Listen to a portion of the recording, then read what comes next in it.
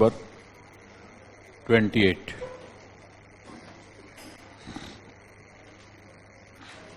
कल हम लोग एबीसी एनालिस्ट पढ़ रहे थे ना, उससे रिलेटेड है। देखिए क्या दिया है प्रॉब्लम में, कुछ करना ही नहीं है उसमें, सिर्फ लिखने का है। देखो आप कल हमने देखा था कि एबीसी एनालिसिस में हम क्या करते हैं कि बहुत सारे आइटम रहते हैं 5-6 हजार। अब उसके हर एक के ऊपर ध्यान रखना है, कॉस्ट बहुत लगती है, एम्प्लॉयज बहुत लगते हैं, तो इसलिए हम क्या करते हैं सभी आइटम पे इक्वली ध्यान नहीं देते हैं। जो आइटम की वैल्यू अल्टीमेट प्रोडक्ट जो होता है उसमें मटेरियल कॉस्ट का परसेंटेज जिसका सबसे ज्यादा होता है उसको ज्यादा ध्यान देते हैं। तो पहले 5-6 आइटम जो हाई वैल्यू आइटम है वो हम सिलेक्ट करते हैं, and that we call as A class item. और जो चिल्लर चार बहुत सारे रहते हैं लेकिन वैल्यू वाइज बहुत कम रहते हैं उसको हम सी आइटम बोलते हैं, और बीच में वाले को बी बोलते हैं। यह है एबीसी एनालिसिस का प्रिंसिपल। अब ये प्रॉब्लम पढ़िए 2.28। The factory uses 4000 varieties of inventory। 4000 varieties मतलब कई नट है, बोल्ट है, टायर है, अलग अलग टाइप के स्क्रूज है, ठीक है ना। ये ऐसे 4000 अलग अलग प्रकार के वैरायटी यूज करते हैं। In terms of inventory holding and inventory usage the following information is complied. Number of varieties 3875। फिर ऐसे टोटल किया 4000। अभी आप ऐसा कीजिए 3875 डिवाइडेड बाय 4000 करो और परसेंटेज निकालो। निकाला 3875 डिवाइडेड बाय 4000, परसेंट कितना है 96.875 जो उसने दिया है। तो इसका मतलब है कि टोटल 4000 आइटम में से 3875 आइटम ऐसे है, ठीक है, कि जो 96.875% ऑफ द टोटल आइटम्स है। टोटल 4000 में से 96.875 आइटम्स है। And if you see the last column percentage of inventory usage in the end product, तो एंड प्रोडक्ट में जो कॉस्ट आती है उसका वो सिर्फ 5% होता है। देखा आपने 100 में 5%। इसका मतलब कि इतने सारे आइटम है 3875 चिल्लर चालर है वो, और उस सब की वैल्यू मिला के सिर्फ 5% आती है। तो इसको आप ए बोलेंगे, बी बोलेंगे, सी बोलेंगे, सी बोलेंगे।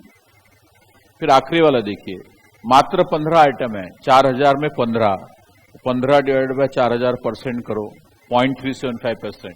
इतु से 4000 में सिर्फ 15 आइटम कंट्रोल करो आप, तो आप वैल्यू वाइज देखेंगे तो 85% आपकी मटेरियल कॉस्ट कंट्रोल होती है। इसका मतलब ये जो 15 आइटम है इसके ऊपर हमने बहुत ज्यादा ध्यान देना चाहिए, बहुत ही स्ट्रिक्ट कंट्रोल होना चाहिए, और इसलिए उसको हम बोलेंगे ए आइटम, और बीच में से जो है वो बचे हुए बी आइटम। खत्म बात, सिंपल है। बस इतना ही लिखने का है, इतना ही लिखने का है। लिखो आप। अब ये एग्जामिनर भी कैसे होशियार रहते देखो, उन्होंने क्या पहले सी ऊपर छोड़, तो हम क्या करते एग्जामिनर जब एग्जामिन यानी स्टूडेंट्स एग्जाम में क्या करते, पहले वाला ए, दूसरे वाला बी, तीसरे वाला सी, फिर बोलते हमारा बीच में का तो बराबर आया ना, कम से कम उसके तो 1 मार्क देना चाहिए। अरे गलती से सही आया है, तो उसने एबीसी, वो एक्चुअली नीचे वाला ए है, फिर बी है, फिर सी। ठीक है ना, तो ध्यान रख के करो। तो लिखिए आप आंसर इसका, classify the inventory items as per ABC analysis with reason. ठीक है, तो टाइटल डालेंगे classification of item as per ABC. Title डालेंगे classification of the items as per ABC. फटाफट लिखो, आपका लिखने का स्पीड बढ़ना चाहिए, एग्जाम में 3 घंटे पूरते नहीं लिखने को। Classification of the items as per ABC. फिर नेक्स्ट लाइन में ये टाइटल हो गया, फिर लिखिए of the total items, of the total items, last 15 items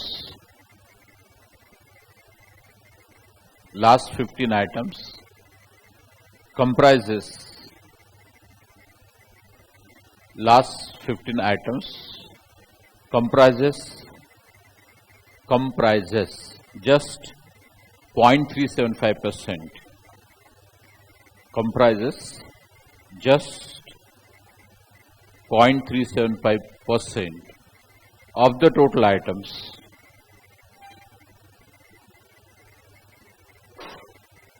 but value wise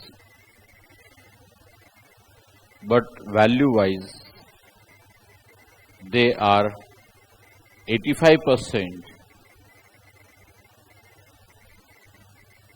Value wise they are 85% of the total material cost. 85% of the total material cost in the end product. In the end product. End product मतलब finished product. In the product. Therefore, they will be classified as A items. Therefore, they will be classified as A items.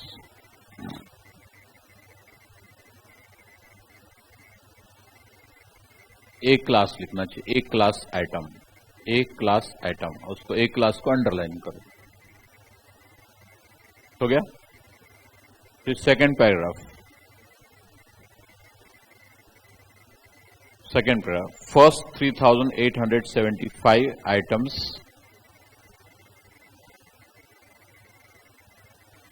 first 3875 items cover 96.875%, 96.875% of the total items,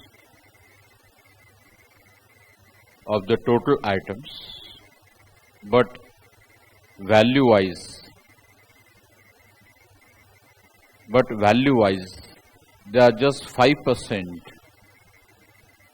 They are just 5% of the total material cost. They are just 5% of the total material cost in the end product. 5% of the total material cost in the end product.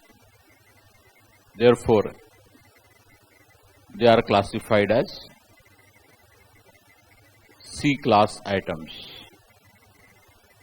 Therefore, they are classified as C class item.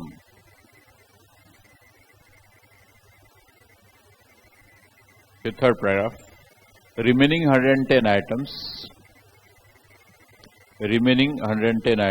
are classified as B class items. As B class items. बस finish. अब A class item classify करने से क्या होता है, उसके ऊपर strict control होना चाहिए। स्ट्रिक्ट कंट्रोल मतलब क्या कि उसका फिजिकल वेरिफिकेशन हफ्ते में 10-10 दिन में होना चाहिए। फिर उसके बाद उसका अकाउंटिंग बराबर हो रहा है कि नहीं, वेस्टेज बिल्कुल नहीं हो रहा, ये सब देखना चाहिए, चोरी बिरी नहीं हो रहा है, वो सब देखना चाहिए। That is strict internal control on A item. C item क्या है, चिल्लर चालर है। जैसे मैंने एग्जांपल लिया था, रेत पड़ी है कंस्ट्रक्शन के लिए रास्ते पे, ईंटें पड़ी है, गिट्टी पड़ी है, चलता है। थोड़ा सा चोरी भी हुआ है, एक टोकरा किसने ले गया, तो it's not going to matter, ठीक है। तो इसलिए उसको चौकीदार रखने की जरूरत नहीं है, मतलब उसके ऊपर कंट्रोल बिल्कुल ही नहीं रहा या बिल्कुल ही कम रहा तो चलता है। और बीच में की जो भी है उसको कभी कभी देखते जाओ, मतलब somewhat control. So strict control on A items, very little control on C items, and somewhat better control on B items. तो ये काय पे डिपेंड है, ये आपके यहाँ कितने एम्प्लॉय है, उसकी वैल्यू कितनी है, उसके ऊपर कितना खर्चा आप करना चाहते हैं, इसके ऊपर अवलंबन है। जैसे मैंने बोला था आपको कि रेत आके पड़ी है, 2000 रुपये की रेती है, आपके रास्ते पे पड़ी है घर के कंस्ट्रक्शन के लिए लाई हुई, और उसके लिए हम राउंड द क्लॉक गार्ड रखेंगे तो उसका ही 24,000 महीने का होगा, और सैंड की कॉस्ट है 2000 रुपये, क्या फायदा उसका। तो उसको नहीं रखना बेटर है। आर यू फॉलोइंग दिस, समझ रहा है। तो we have to always do cost benefit analysis. So this is what is called ABC analysis. दूसरा भी एग्जांपल दिया था मैंने, वो किराने की दुकान वाले का, वो हाई वैल्यू आइटम पीछे रखता है, किसी का हाथ ना पहुंचे। सी वाले आइटम इधर सामने रखता, बी वाले आइटम सामने रखता है, और सी वाले आइटम वो पार्टीशन के उधर रखता है। आपके घर में भी देखिए, आप घर में भी देखिए, तो घर में आपके किराना आता है, गेहूं चावल दाल जो भी है, उसको ताला मार के रखते क्या, रखते क्या? नहीं, पड़े रहते इधर उधर, पड़े रहते ना। लेकिन आपके पास कोई सोना हो, चांदी के बर्तन हो, सोने के गहने हो, कैश हो, इसको ऐसे रख देते क्या इधर उधर? कभी पड़े हैं गार्डन में इधर उधर, ऐसे जमता क्या ऐसा? नहीं। उसको क्या करते? अच्छे से बड़े से सेफ में रख के ताला वाला मार के अपने खुद के पास चाबी रखते। कुछ लोग तो ऐसा जनेऊ रहता ना, उसको लगा के बांध के रखते, चाबी रखते ना। तो ये क्या है? एक लास्ट आइटम है भैया, चोरी हो गए तो नुकसान होगा, बराबर है। जैसे बर्तन ही लीजिए, कुछ आपके पास सोने के बर्तन है, कुछ चांदी के बर्तन है, कुछ स्टेनलेस स्टील के है, और स्टेनलेस स्टील के ऐसे ही पड़े रहते, कोई देखता नहीं उसको। चांदी सोने कभी कभी यूज करते भगवान की पूजा के लिए वगैरह, लेकिन वो पूजा होने के बाद वो घर की जो लेडी है वो खुद ही उसको जाके क्लीन करती है और खुद ही अपना पोछ पाछ के बराबर रैप वैप करके लॉकर में डाल देती है। क्यों? एबीसी एनालिसिस, सिंपल है। समझा है कि नहीं आपको? ठीक है, बस इसके ऊपर कुछ नहीं, इतना ही था 8 मार्क का क्वेश्चन। इमेजिन करो, सब तो करके दिया बेचारे ने।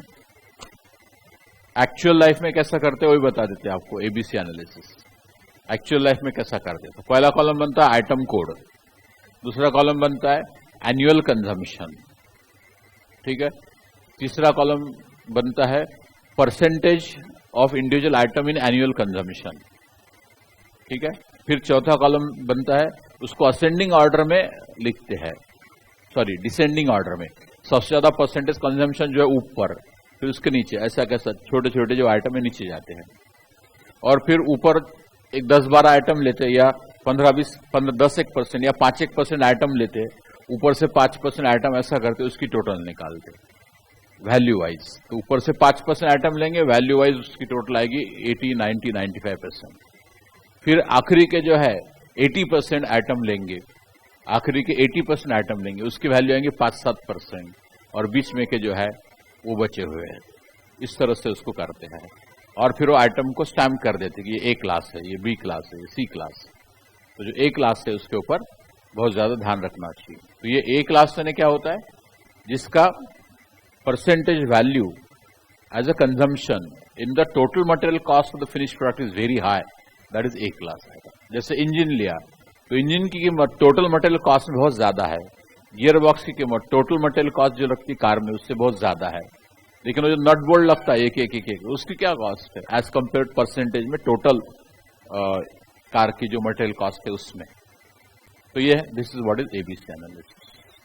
समझा आपको डिटेल इसमें? और क्वेश्चन एग्जाम में आया तो कैसा लिखना हो, छाप के दिया है, वो आपको लर्न करना है।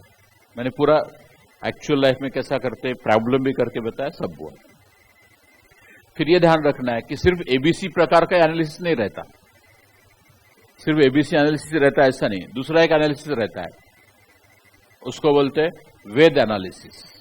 आप कम से कम टाइटल तो डालिए कॉपी में, वेद एनालिसिस, VED, वेद, वेद एनालिसिस। अब वेद एनालिसिस मतलब ये कोई यजुर्वेद, सामवेद, वो वाला वेद नहीं है। ये वेद, वो 4 वेद है ना अपने पास, वो वेद नहीं है। ये वेद क्या है? तो V for vital, essential and desirable, लिखिए vital, essential and desirable, vital, essential and desirable, उसको बोलते हैं वेद एनालिसिस, ठीक है। अब जब हम कार बनाते हैं या कार खरीदते, कार लेते हैं कार, तो उसमें जो टायर है ये इसमें से कौन सा है, वाइटल है, इसेंशियल है कि डिजायरेबल है? क्या है? इसेंशियल है, वाइटल नहीं है। वाइटल का मतलब क्या होता है कि जिसके बगैर हो ही नहीं सकता, you just can't do without that, it's called vital. तो वाइटल है, इसेंशियल है कि डिजायरेबल है? वाइटल है, बराबर है ना। मान लो कि आपके स्टोर्स में कार बन रही है, मतलब फैक्ट्री में कार बन रही है, सभी पार्ट्स है, लेकिन टायर खत्म हो गए। अब बगैर टायर की कार वो असेंबली लाइन से नीचे ही नहीं उतरेंगी और बेच भी नहीं सकेंगे। तो वाइटल है। स्टीयरिंग व्हील वाइटल है। अब स्टीयरिंग व्हील में फिक्स करने के बाद एक छोटा सा स्क्रू रहता है, उसको काउंटर पिन बोलते हैं। स्टीयरिंग व्हील फिक्स करने के बाद उसको एक छोटी सी पिन रहती है, इतना सी पिन रहती है, यानी एक स्क्रू टाइप रहता है, वो अंदर फिक्स कर देते हैं। वो फिक्स नहीं किया मान लो तो स्टीयरिंग ऊपर ऐसा घूमता लेकिन चक्के नहीं घूमते उसके, ठीक है। तो वो पिन की कीमत बहुत कम है, 25 रुपए होंगी, यानी अपने एबीसी एनएस में सी आइटम है लेकिन वो वाइटल है। मान लो पिन ही लगाई नहीं आपने, खत्म हो गई पिन, तो गाड़ी पलटेंगी नहीं, सीधी जाएंगी कभी भी। तो वाइटल है कि इसेंशियल है कि डिजायरेबल है? वाइटल है, सिंपल है। फिर हो गया, फिर वो गाड़ी में अपने वो लगाते हैं, एसी लगाते हैं, डेक लगाते हैं, म्यूजिक सिस्टम लगाते हैं, ये क्या है? डिजायरेबल है, होना चाहिए। नहीं रहा तो चलता है, चलता है, कोई प्रॉब्लम नहीं है, डिजायरेबल है, बराबर है कि नहीं? तो ऐसे कुछ आइटम जो डिजायरेबल है। फिर सीट बेल्ट है, सीट बेल्ट है essential as per law, as per law essential है। गाड़ी चल सकती है बगैर सीट बेल्ट के भी, लेकिन इसेंशियल है एज पर लॉ, लगाना चाहिए। आजकल तो पीछे के साइड में भी सीट बेल्ट लगाना जरूरी है। कल ही हमारे घर में एक्सीडेंट हुआ, my wife was going, driver was driving the car, और हमारे एरिया प्रतापनगर एरिया में वो जो स्टार बस आते हैं ना, उसका जो है वो ब्रेक फेल हो गया, तो उसने हमारी कार को पीछे से ठोक दिया जोर से, तो ऊपरी डिक्की विक्की अंदर चपक गई, अंदर चली गई डिजायर कार की। और because she was sitting at the back side, तो उनको स्पाइनल को बड़ा झटका लगा। But had she been wearing a belt तो झटका कम लगता था। तो पीछे भी अपन जनरली सामने वाले लगाते, वही बड़ी मुश्किल से पुलिस पकड़ता, इसलिए तो ऐसा नहीं है, it is for our good you know, but हम ऑब्जर्व नहीं करते। हो गए, बैठे आप बेड पे, कब वो बस वाले को भी क्या बोलेंगे, बोले सर वो हमारा वो ब्रेक ही फेल हो गया, तो क्या करेंगे? अब उसने वो बाजू से मोटरसाइकिल वाले को बचाने के लिए गाड़ी को ठोक दिया, बोले मोटरसाइकिल को मारता तो मोटरसाइकिल मर ही जाता था वहीं पे, इसलिए गाड़ी को ठोक दिया। बोले कम से कम मरेगा तो नहीं कोई, दैट वाज हिज कैलकुलेशन। हो गया। तो कहने का मतलब है कि you have to use all safety measures. Government जो कर रहे हैं इसको सोच समझ के करते हैं भैया। बहुत सारे लोग हैं बोले सर हमारा है, काय को हेलमेट पहनेंगे, तुमको क्या करना है? सर हमारा, मर्जी हमारी, पहनेंगे नहीं तो नहीं पहनेंगे। एक बार तो ऐसा हुआ था, वो लोग साथ में रखते हेलमेट लेकिन पहनते नहीं, ऐसा भी होता। पुलिस दिखा कि हेलमेट पहन। नागपुर में हुआ है, एक बार एक हस्बैंड वाइफ जा रहे थे मोटरसाइकिल पे, डबल सीट, पीछे बीवी बैठी थी, हेलमेट उसने पहना नहीं, वो बीवी के पास दे दिया। पुलिस दिखा सामने, तो चलते गाड़ी में उसको बोला बीवी को, अरे हेलमेट पहना दे बोले मेरे को जल्दी से, तो उसने उल्टा पहना है, उसको दिखाई नहीं सामने का। बताओ, हो गया एक्सीडेंट, होगा देन आंसर। अब बता, ये ऐसा भी होता है। तो इसलिए रूल्स फॉलो करो ट्रैफिक के, बोलने का मतलब है। तो ये सीट बेल्ट जो है ये क्या है? इसेंशियल। हेड लैम्प इसेंशियल है, tail lamp, brake lamp essential है।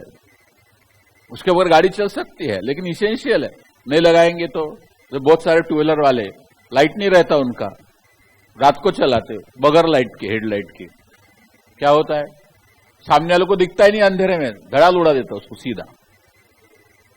टेल लैम्प, ब्रेक दबाए तो पता नहीं चलता, पीछे वाला ठोक देता। ब्रेक लैम्प है नहीं तुम्हारा वर्किंग, तो होता है कि नहीं ऐसा? तो ये सारी चीजें हैं। तो इसलिए ये भी एक क्लासिफिकेशन करते हैं, सिर्फ एबीसी से नहीं होता, वेद एनालिसिस। तो वेद यानी समझिए आपको vital, essential, desirable. Certain items irrespective of their value they may be vital, जैसे वो पिन बताया मैंने स्टीयरिंग व्हील का, irrespective of the value it is vital. भले उधर उसी आइटम होगा लेकिन ये आउट ऑफ स्टॉक नहीं होना चाहिए। Are you following? तो ये वाइटल, डिजायरेबल, इसेंशियल। क्या भाई, क्या बोले? प्रैक्टिकल दोनों का अपना अपना इंपॉर्टेंस है। पहले वाले का इंपॉर्टेंस से भी हमारा नुकसान ज्यादा नहीं होना चाहिए, वो है। और दूसरे वाले का है कि हमें गवर्नमेंट एजेंसीज के अंदर हमने क्राइम नहीं करना चाहिए। दोनों का अलग अलग उद्देश्य है, ठीक है ना? तो इंपॉर्टेंट दोनों है, इक्वली इंपॉर्टेंट है। पहला पैसे के हिसाब से इंपॉर्टेंट है, दूसरा रूल्स के हिसाब से इंपॉर्टेंट है। समझ गया? चलिए आगे, और एक एनालिस्ट रहता है FNSD, लिख लो ना, FNSD, FNSD।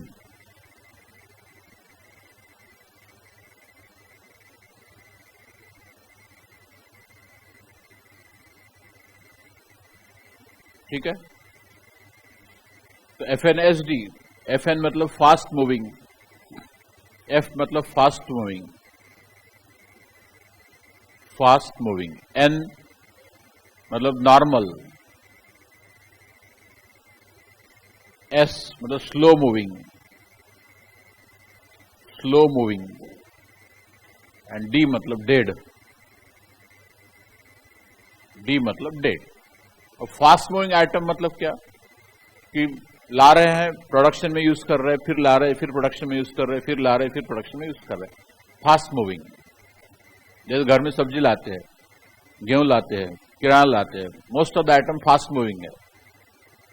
कुछ स्लो मूविंग रहते, फास्ट में एक रहता है नॉर्मल, तो इस किराने के सारे आइटम नॉर्मल मूविंग है, उसमें कुछ नहीं, घर का हिसाब करेंगे तो ठीक है।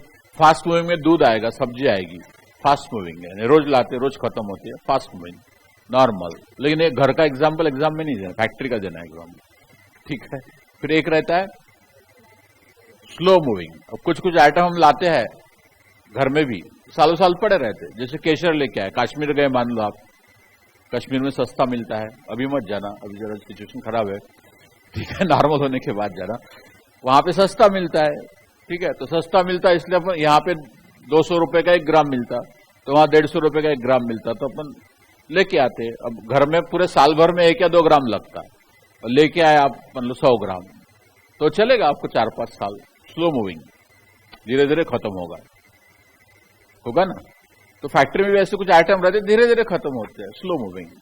देन डेड मतलब कोई आउट ऑफ फैशन हो गए, ऑब्सोलेट हो गए, उसको प्रोडक्शन में यूज ही नहीं करना। जो कार के लिए टायर यूज किए थे, वो कार का प्रोडक्शन ही बंद हो गया, तो वो आइटम सारे बंद हो जाएंगे, सो डेड। तो ये ऐसा एनालिसिस करते। इसका फायदा क्या है कि जो डेड आइटम है उसको भंगार में बेच दो, सप्लायर वापस लेता होगा तो उसको दो, नहीं तो सेल लगाओ, उसके बाद भी नहीं बिका तो बचा कुचा भंगार में बेच दो, दैट इज डेड आइटम। क्योंकि फालतू के आइटम पड़े तो कुछ काम के नहीं। घर में भी बहुत सारे मकान, बड़े बड़े जो बंगलेज रहते हैं, उनमें एक रूम अलग रहती है उनकी, उसको स्टोर रूम बोलते हो, स्टोर रूम रहती है ना बड़े बड़े बंगलों में। अब जो भी काम की चीज नहीं उसमें डालते रहते, जो भी कुछ, जैसे मान लो घर में कुछ रिपेयर काम हुआ, 15, 20, 50, 60, 100, 150 स्क्रू बचे अलग अलग टाइप के साइज के, वो डब्बे में भर के उसमें रख देते हैं। क्यों? फिर कभी लगेगा ना तो निकालेंगे बोलते हैं। और जब वो लगता है ना, वो डब्बी मिलती नहीं और याद भी नहीं रहता निकालने का, every time you buy new, बराबर होता है ऐसा। कुछ भी कूलर बदल के एसी लगाया, वो कूलर रख देते स्टोर में, ठीक है। जो भी है, पुराने पर्दे नए लगाए, पुराने लगा के वहां पे गंड गोल गोल बांध के डाल देते हैं, ऐसे इतना भरता हो स्टोर की पूछो मत। और उसका जो कॉस्टिंग है, मतलब जो लैंड हम खरीदते हैं और बिल्डिंग बनाते हैं, तो it's almost 5,000 to 6,000 rupees per square feet. और 5,000 भी मान लिया, 6,000 भी मान लिया आपने पर स्क्वायर फीट, क्योंकि लैंड ही अच्छे अच्छे जगह पे लैंड ही 10,000 रुपए स्क्वायर फीट है, कंस्ट्रक्शन का 2,000 रुपए, 3,000, 5,000 को 15,000 रुपए स्क्वायर फीट की लैंड है जिसमें आपने भंगार का स्टोर बनाया है। 15,000 रुपए स्क्वायर फीट, 1 स्क्वायर फीट 15,000, उसके ऊपर 10% भी ब्याज लेंगे आप, तो 1,500 रुपए पर स्क्वायर फीट की वो आपकी लैंड ले रहा है, जगह ले रहा है, जिसके ऊपर 1,500 रुपए पर स्क्वायर फीट आपको पर एनम खर्चा आ रहा है। 1,500 रुपए खर्चा आ रहा है स्टोर्स का पालने का फालतू का, और वो कोई काम का ही नहीं है। तो सारे डेड आइटम है, क्या करना चाहिए? 6-6 महीने में उसका इन्वेंट्री लेना चाहिए, और पिछले 6 महीने में जो आइटम को यूज नहीं किया है उसको सीधा फेंक देना चाहिए, यानी भंगार वाले को बुला के जो भाव बोलेंगे वो भाव में लेके जा भैया, बस, दैट इज बेटर। तो 6-6 महीने देखो तो भैया, हर 6 महीने में एक बार, कम से कम दिवाली आती है तो कम से कम दिवाली को साफ सफाई करते बहुत सारे घर में, तो स्टोर्स भी निकालो साथ में, उसमें भरो मत कुछ, और पूरा क्लियर करो, जो यूज नहीं हुआ है फेंक दो, कुछ फायदा नहीं उसका। संभाल के रखते बहुत सारी चीजें, तो ये घर में भी करना चाहिए, क्योंकि जगह उतनी क्लियर हो जाती है। वैसे भी इसमें भी करना चाहिए, फैक्ट्री में तो बिल्कुल रेगुलरली करना चाहिए। They should do this exercise every month, ताकि जो नॉन मूविंग आइटम है, डेड है, आउट ऑफ फैशन है, गलत सलत मटेरियल खरीद लिया है, वो वापस कर सकते हैं। जितनी देर के बाद करेंगे उतनी उसकी वैल्यू कम आएंगी और जगह भी खाली हो जाएगी, इन्वेस्टमेंट भी निकल जाएगा आपका उसमें से वापस। तो इसके लिए ये हम एनालिसिस करते हैं। ऐसे अनेक प्रकार के हम एनालिसिस करते हैं। समझाए? पक्का? चलो, अब ये नाम से अपन नहीं लिख सकते क्या 2-4 लाइन? 4-5 मार्क का क्वेश्चन आता है एग्जाम में, 4-4 मार्क का। तो अपना पहले बढ़िया लिखा कि ये FNSD, फिर F means the, this means the, 4-5 line तो उसी में हो गए। फिर 2-4 लाइन इधर-उधर के ठोक दे, हो गया, और कुछ नहीं है। बट बेसिक मीनिंग मालूम होना चाहिए उसका। ठीक है, चलिए नेक्स्ट क्वेश्चन जो बचा है अपना 31st बचा है और 32nd बचा है। That I will do 31st।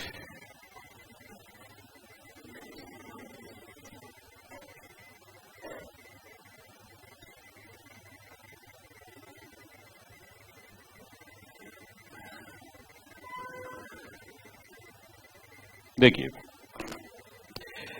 at what price per unit would part number A32 be entered in store's ledger? The following invoice was received from the supplier. 200 units of part A at ₹5, 1000. Let's discount 20%. तो ये discount trade discount होना चाहिए 20%, 800. Excise duty 15%, 120. Packing charges 5, non returnable boxes 50, 970. 2% discount will be given for payment in 30 days. इसको क्या बोलते हैं? ये 30 दिन के अंदर पैसे देते हैं तो 2% डिस्काउंट देंगे, इसको क्या बोलते हैं? Cash discount. The document substantiating payment of excise duties enclose for claiming MODVAT credit. अब ये document substantiating payment of excise duty, ये पुराना प्रॉब्लम है इसलिए एक्साइज ड्यूटी आया। अब आएगा तो अब जीएसटी आएगा, because that excise duty, sales tax, everything is covered in GST. मतलब जीएसटी का आपको क्रेडिट मिलेगा। इसमें जो आप एक्साइज ड्यूटी या जीएसटी दे रहे हो 120 रुपए, वो आपको वापस मिलेंगे, सेट ऑफ मिलेगा। आपकी जो ड्यूटी पेएबल है उसमें से माइनस होगा। जैसे आप लोगों से हम जीएसटी लेते 18%।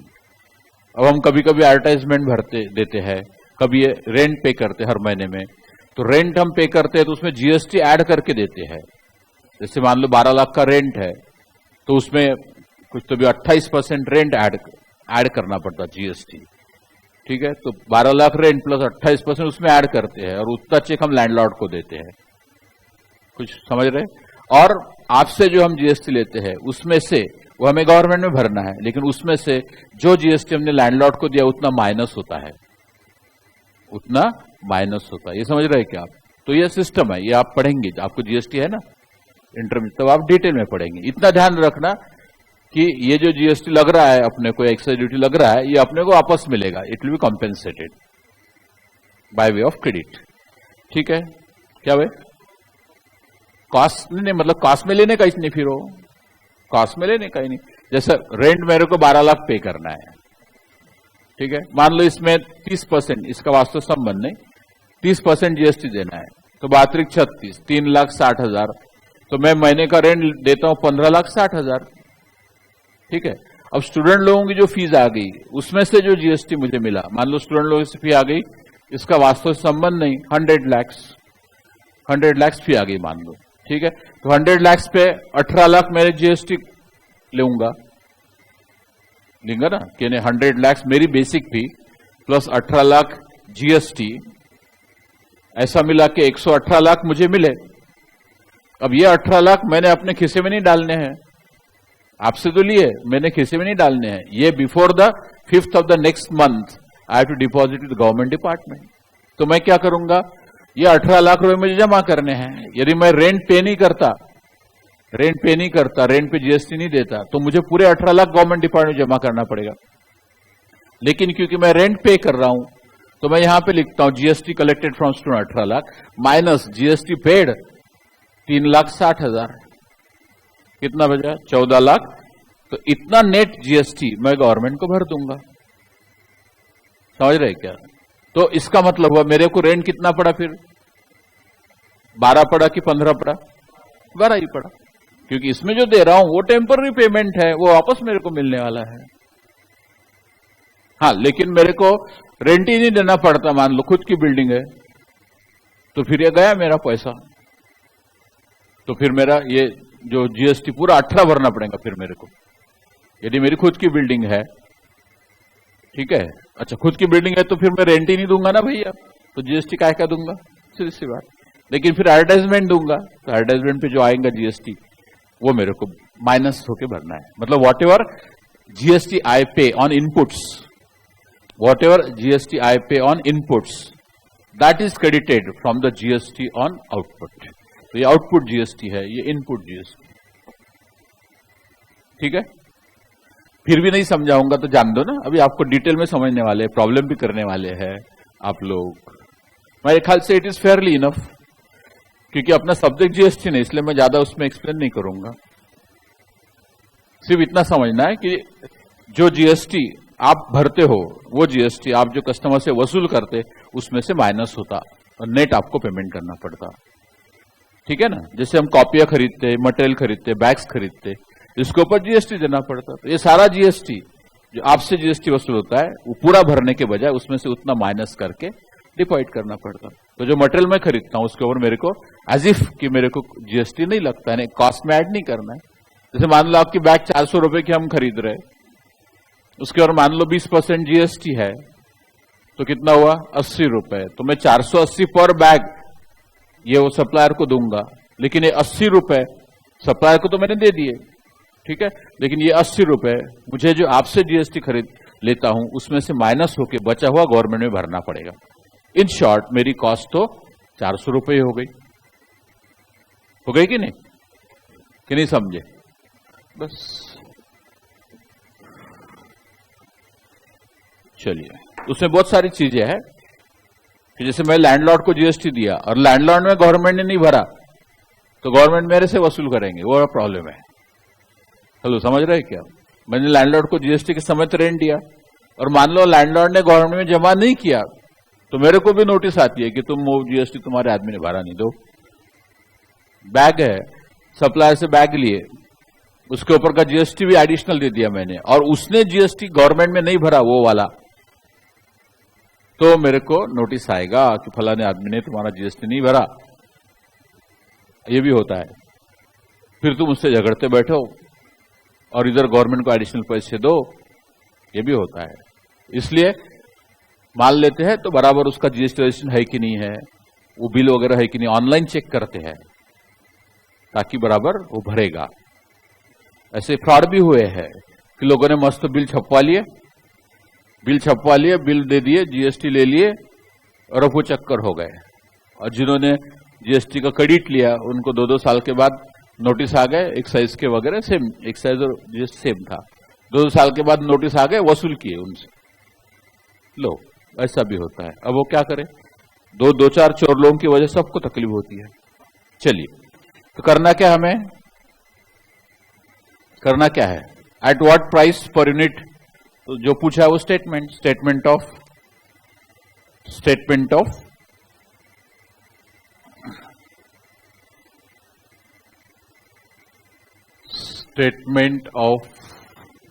Cost per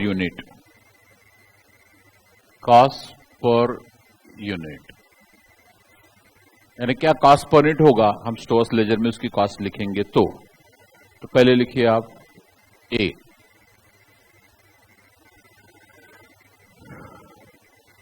materials cost. अब ये डिस्काउंट छोड़ के 800 बचता है, डायरेक्ट 800 लिखो, बिकॉज ट्रेड डिस्काउंट की एंट्री नहीं करना पड़ता, नेट का एंट्री लिखना पड़ता। फिर आप पूछेंगे 1000 माइनस 200 लिखा तो चलेगा क्या? क्यों जी, हेलो जगह। फिर आप बोलेंगे 1000 माइनस 200 लिखा तो चलता क्या? चलता।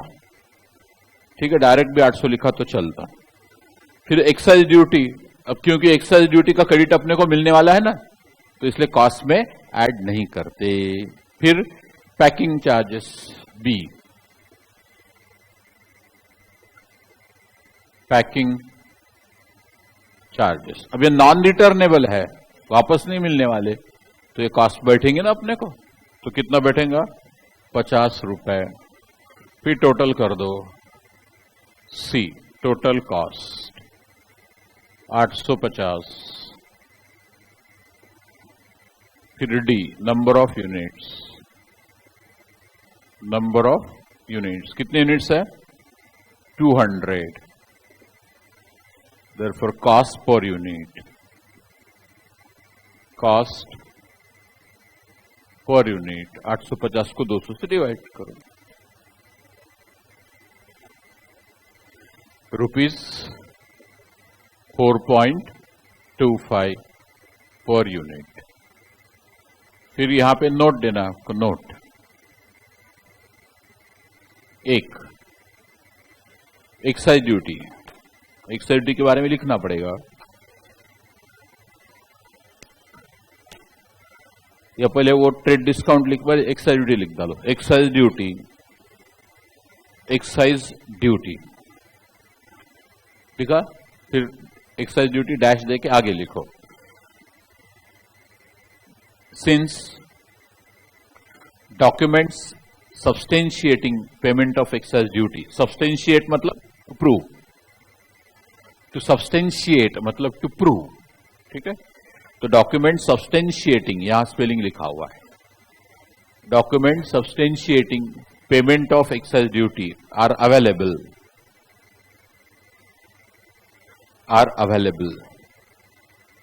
for claiming the credit, for claiming the credit. Therefore, it is not included in the cost.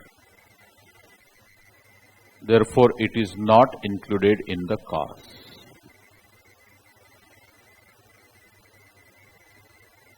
Documents substantiating payment of excise duty are available for claiming credit. Therefore, it is not included in cost. Simple है. Number 2, 20% trade discount. 20% discount ऐसा बोलिए, 20% discount dash, इसके बारे में चर्चा. Number 2, 20% discount dash, उसके बारे में क्या लिखेंगे? As it is a trade discount, as it is trade discount, material cost is taken net of this discount. Material cost is taken net of this discount. Net of this discount. ठीक है. The number 3, 2% cash discount.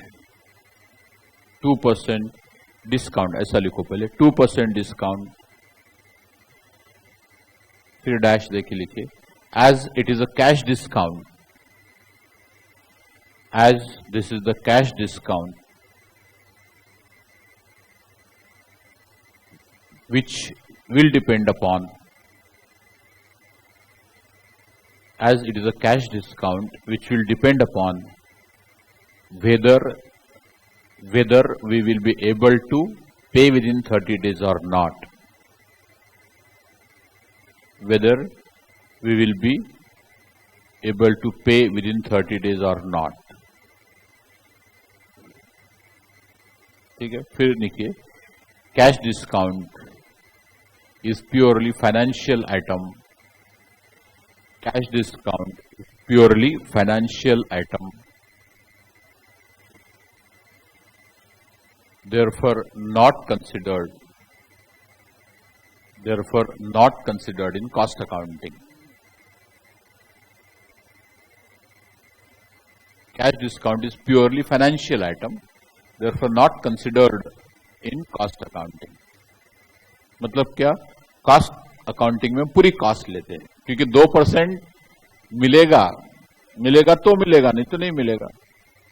30 दिन के अंदर payment करेंगे तो मिलेगा, नहीं तो नहीं मिलेगा. सो इफ्स एंड बट्स है ना, तो 30 दिन तक हम रुकते नहीं वैल्यू निकालने के लिए, नहीं मिलेगा ऐसा मान के चलते. नंबर 1. नंबर 2, कैश डिस्काउंट क्यों देते हैं लोग? ऐसा नहीं रहता, ऐसा नहीं रहता. कैश डिस्काउंट क्यों देते लोग? क्यों देते? जल्दी पैसे देने के लिए देते हैं. और कुछ?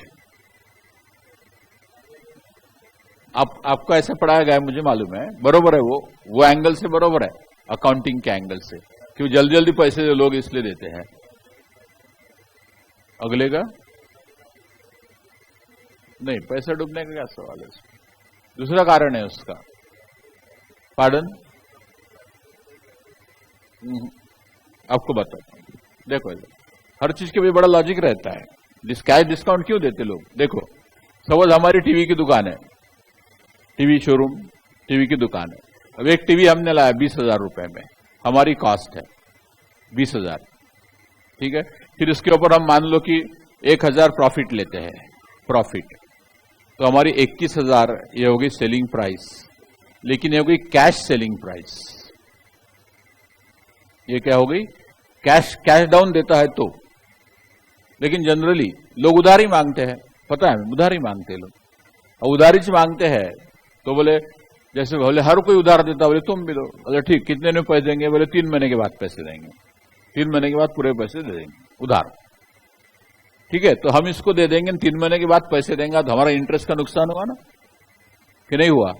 इसलिए हम क्या करते हैं, हमारा जो इंटरेस्ट रेट है, मान लो 12-13% बैंक से हम लोन लेते हैं ये खरीदने के लिए, वर्किंग कैपिटल लोन। मान लो 12% लोन है तो 1% पर मंथ हो गया, तो 3% हम ऐड करके रख देते इसमें। 3% ऐड कर, कितना हुआ? कितना हुआ? 630 ऐड कर देते हैं, 21,630, ठीक है। और ये जो टीवी के ऊपर हम प्राइस लगाते हैं स्टिकर, वो इतना लगा देते 21,630। टीवी के ऊपर हम स्टिकर लगा देते 21,630, ठीक है। समझ रहे कि नहीं? अब 21,630 का हमने स्टिकर लगा दिया, आप आ गए खरीदने के लिए, पूछा कितने? कल 21,630। फिर आप बोलेंगे कोई कम वगैरह नहीं, fix cost, fix price, no discount, fix price, ऐसे बोल देंगे आपको। तो तुम यदि बोलेंगे ठीक है, फटाक से चेक निकाल दिया आपने 21,630 का, ले लेते, हम शांति से ले लेते, कोई प्रॉब्लम नहीं, ठीक है। लेकिन हमने गलत किया ना एक, क्या गलत किया कि जो बेचारा तुरंत पैसे दे रहा है उसको कम से कम 630 तो कम कर देनी चाहिए कि नहीं? कम करने चाहिए कि नहीं करने चाहिए। इसलिए यदि सामने दूसरा आया कस्टमर, इन्होंने तो चुपचाप चेक निकाल के दे दिया, हमने रख लिए, हमको क्या है, मिला ज्यादा तो अच्छा ही है, ठीक है ना भाई, दुकानदार है वो आफ्टर ऑल। फिर दूसरा आया, वो बोला नहीं, बोले हम कैश डाउन दे रहे, तुमको कुछ ना कुछ देना ही है, कुछ ना कुछ देना ही है। तो कितना देंगे फिर हम उनको? 3% दे देंगे, खत्म। या कोई बोलेगा कि अच्छा ऐसा करो, 1 महीने के बाद मैं पैसे देता हूं, तो 1 महीने के बाद देता हूं, तो अपना इंटरेस्ट रेट क्या है? 1% पर मंथ, तो 3% हमने ऐड कर लिया, तो वो यदि 1 महीने के बाद देना होगा उसको, तो हम 2% विद इन 1 मंथ देता होगा, तो उसको 2% हम कैश डिस्काउंट दे देंगे। तो कैश डिस्काउंट इसलिए देते हैं कि आपकी सेलिंग प्राइस में ऑलरेडी इंटरेस्ट इंक्लूड रहता है, सेलिंग प्राइस में ऑलरेडी इंटरेस्ट इंक्लूड रहता है, क्योंकि जनरली लोग उधार मांगते हैं, कैश लेने वाले बहुत कम रहते हैं। Are you following? क्योंकि इसमें इंटरेस्ट इंक्लूड रहता है। और कोई ईमानदार आदमी यदि जल्दी कैश देने को तैयार है, और कोई दुकानदार यदि ईमानदार है, तो वो मांगता है तो देता है, नहीं तो नहीं देता। इतने ईमानदार कोई नहीं है कि नहीं मांगने के बाद भी देंगे। Are you following? तो this why we give cash discount, वो तो बराबर है कि to give early payment, but सिर्फ वो कारण नहीं है, क्योंकि हम सेलिंग प्राइस निकालते समय उसमें ऑलरेडी इंटरेस्ट इंक्लूड करके बताते हैं, ठीक है। इसलिए कोई जल्दी पैसे देना होगा 3 महीने के पहले, तो फिर जितना हमारा बैच बचता है उसका हम उसको उतना डिस्काउंट दे देते हैं। Good business relation. कुछ सी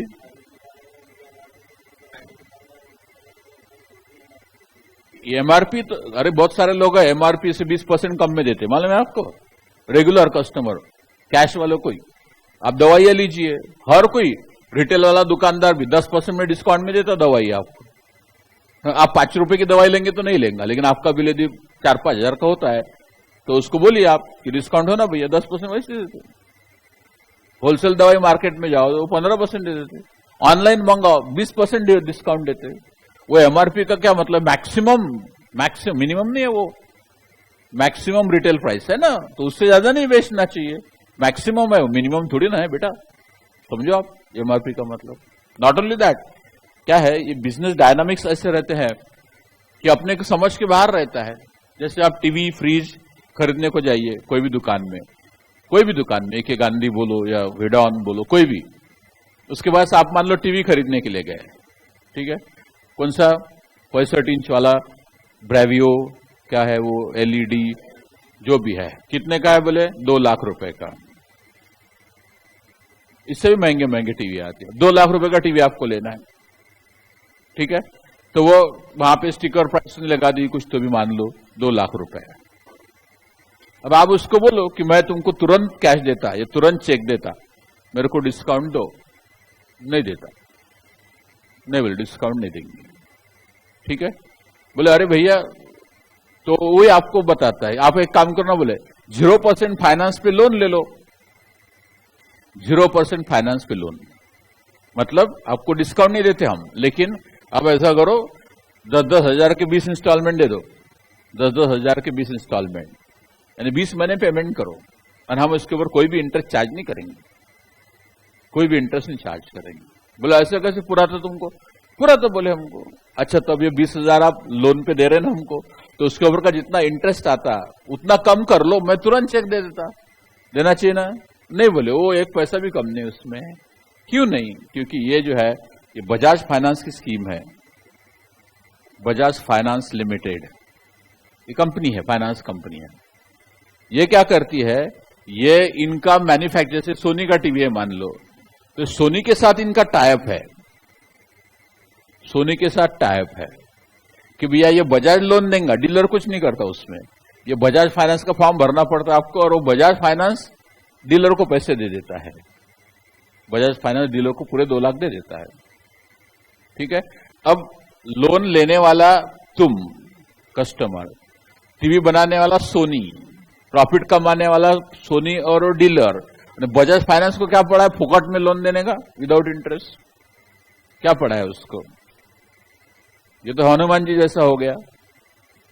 हनुमान जी जैसा मतलब दूसरे की बीवी के लिए तीसरे का घर जला के आ गया था वो, ठीक है।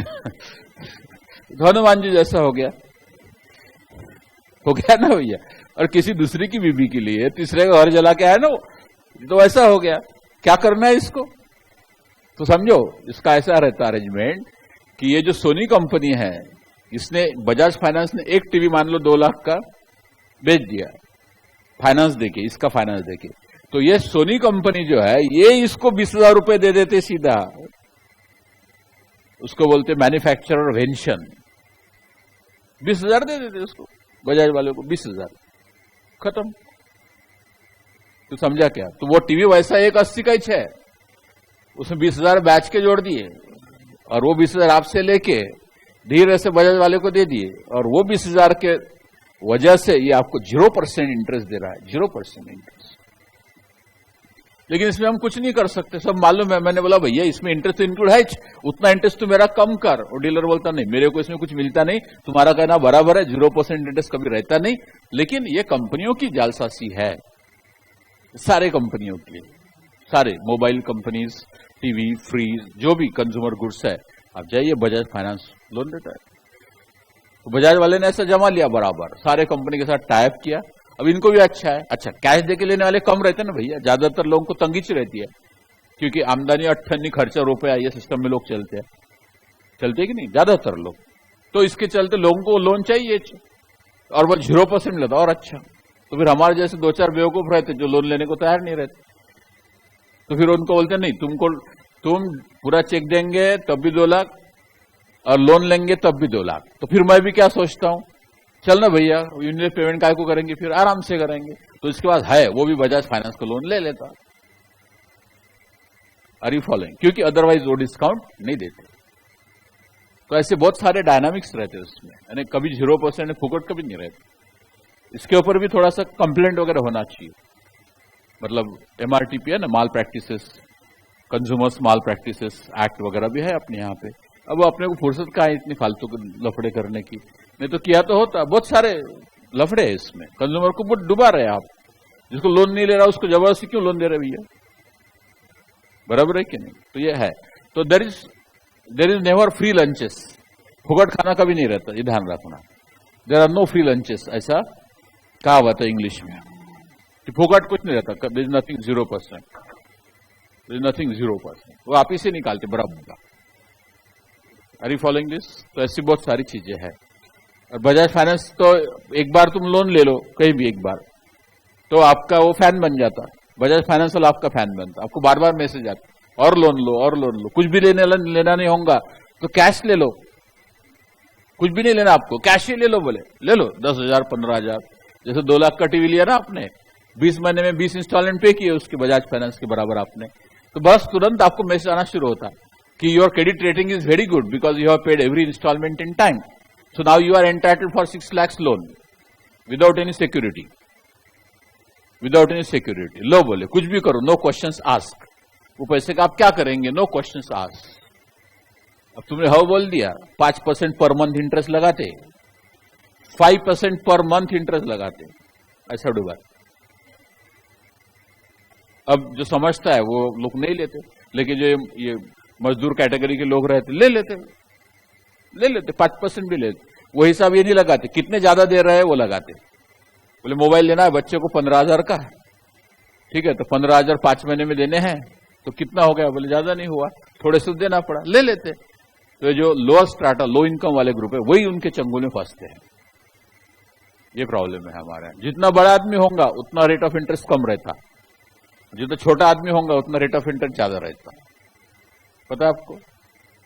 घर का लोन सस्ता मिलता, मर्सिडीज खरीदने तो और सस्ता मिलता, और एजुकेशन लोन चाहिए सबसे महंगा है, 13-14% मिलता है। देखो क्या इसेंशियल है, एजुकेशन इसेंशियल है।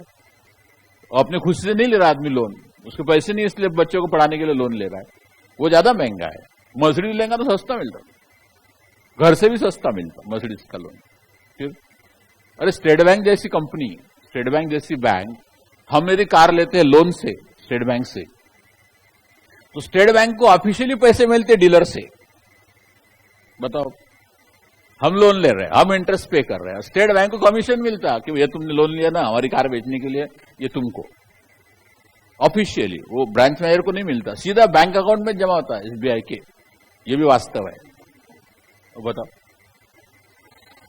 तो ये इंटरेस्ट के चंगुल में मत फंसना। अपने पास पैसे आएंगे तो अब खरीदना, मोबाइल खरीदना होगा, पहले पैसे जमा करो। अरे 1,000 रुपये महीना 15 महीने जमा करें तुम, तो 1,000 रुपये महीना जमा करो पहले, 15 महीने के बाद मोबाइल लो, लेटेस्ट मिलेगा ना। लोन लेके पहले काय को लेते? सीधी सी बात है, बराबर है कि नहीं? और इतने बड़े बड़े टीवी, पागल लोग रहते हैं, 10 बाय 10 की रूम रहती, 60 इंच वाला टीवी लेते पागले जैसे।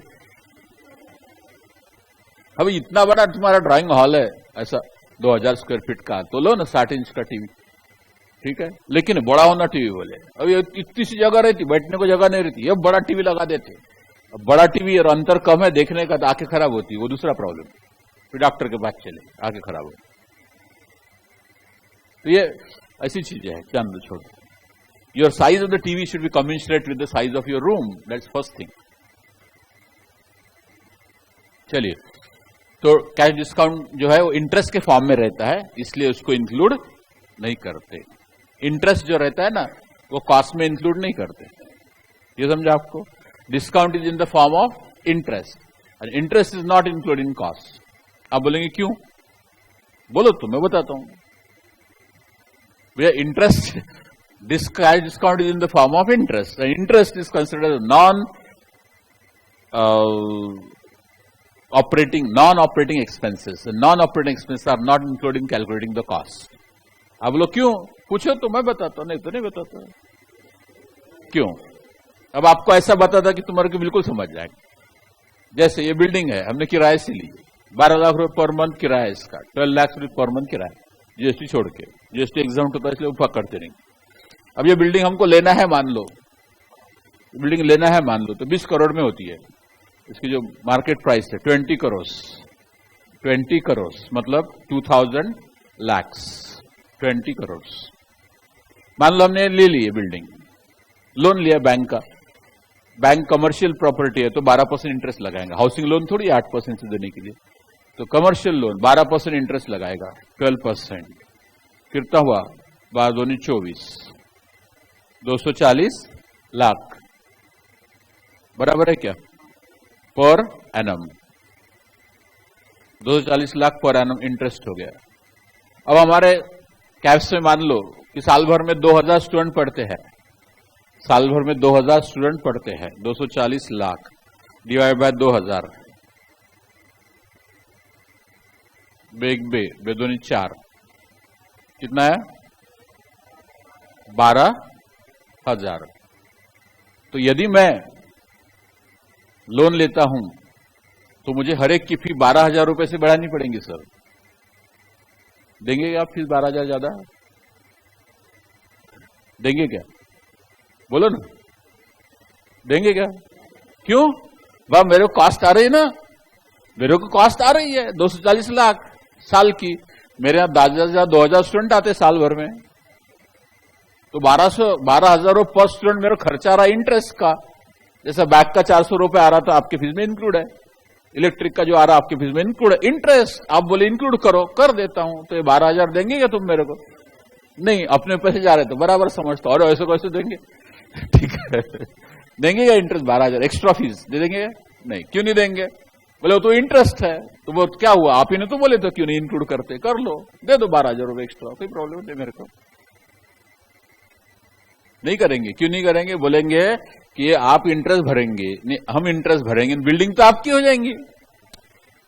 हम इंटरेस्ट भरेंगे, बिल्डिंग आपकी होंगी, सालों साल में बिल्डिंग की वैल्यू भी बढ़ेंगी, आप एंजॉय करें, हमें क्या मिलेगा? बोलेंगे ना आप कि नहीं बोलेंगे?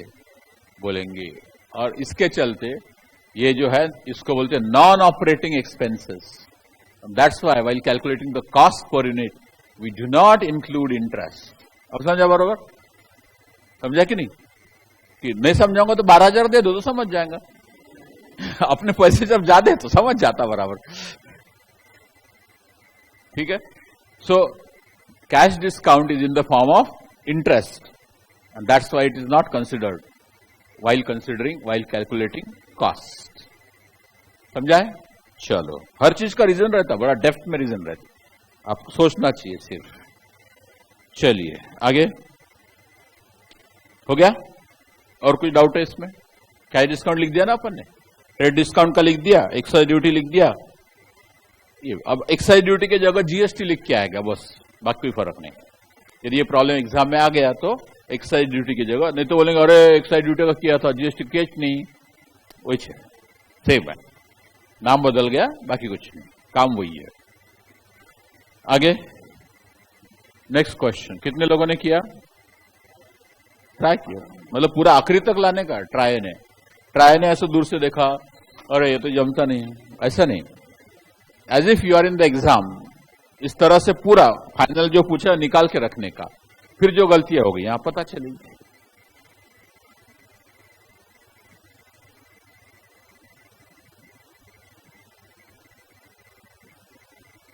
(2.32)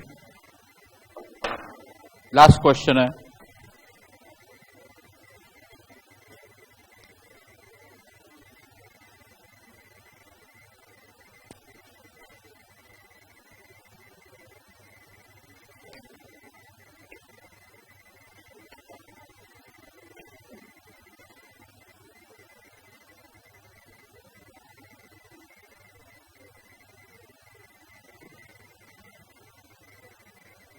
चलो देखो इधर, a re-roller produces 400 metric tons of MS bars.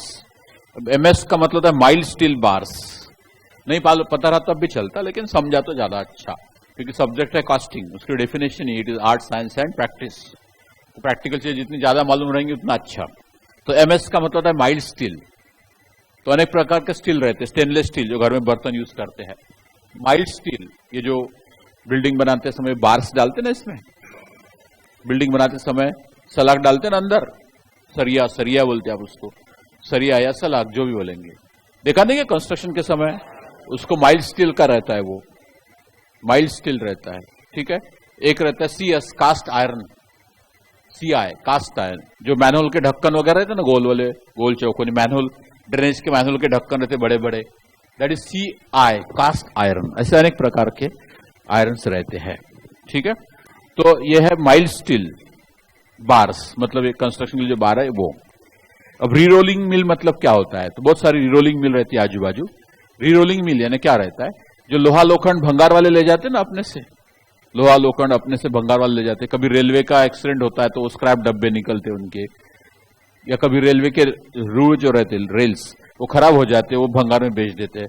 तो जो भी प्रकार का भंगार मिलता है वो भंगार वाले खरीद लेते हैं, बड़े बड़े भंगार के डीलर रहते हैं, और उनसे वो री रोलिंग मिल वाले खरीदते हैं, और सारे प्रकार का जो भंगार है उसको हाई टेम्परेचर पे पिघला के उसको मेल्ट करते हैं हाई टेम्परेचर पे, और उससे ये बार बनाते कंस्ट्रक्शन के। ठीक है, उसको बोलते हैं एमएस बार, री रोलिंग मिल के। दो प्रकार के रहते हैं, एक तो ये ऐसा यूज्ड मटेरियल, मतलब जो भंगार है उसको गर्म करके उसको पिघला के उससे बाहर निकालना एक प्रकार। दूसरे अच्छे रहते हैं, उसको टीएमटी स्टील बोलते हैं। टीएमटी, टीएमटी का मतलब होता है, टीवी में ऐड देखा होगा ना, टीएमटी सरिया फलानी कंपनी का, ढिकानी कंपनी का। तो टीएमटी यानी क्या है, थर्मो मैकेनिकली ट्रीटेड।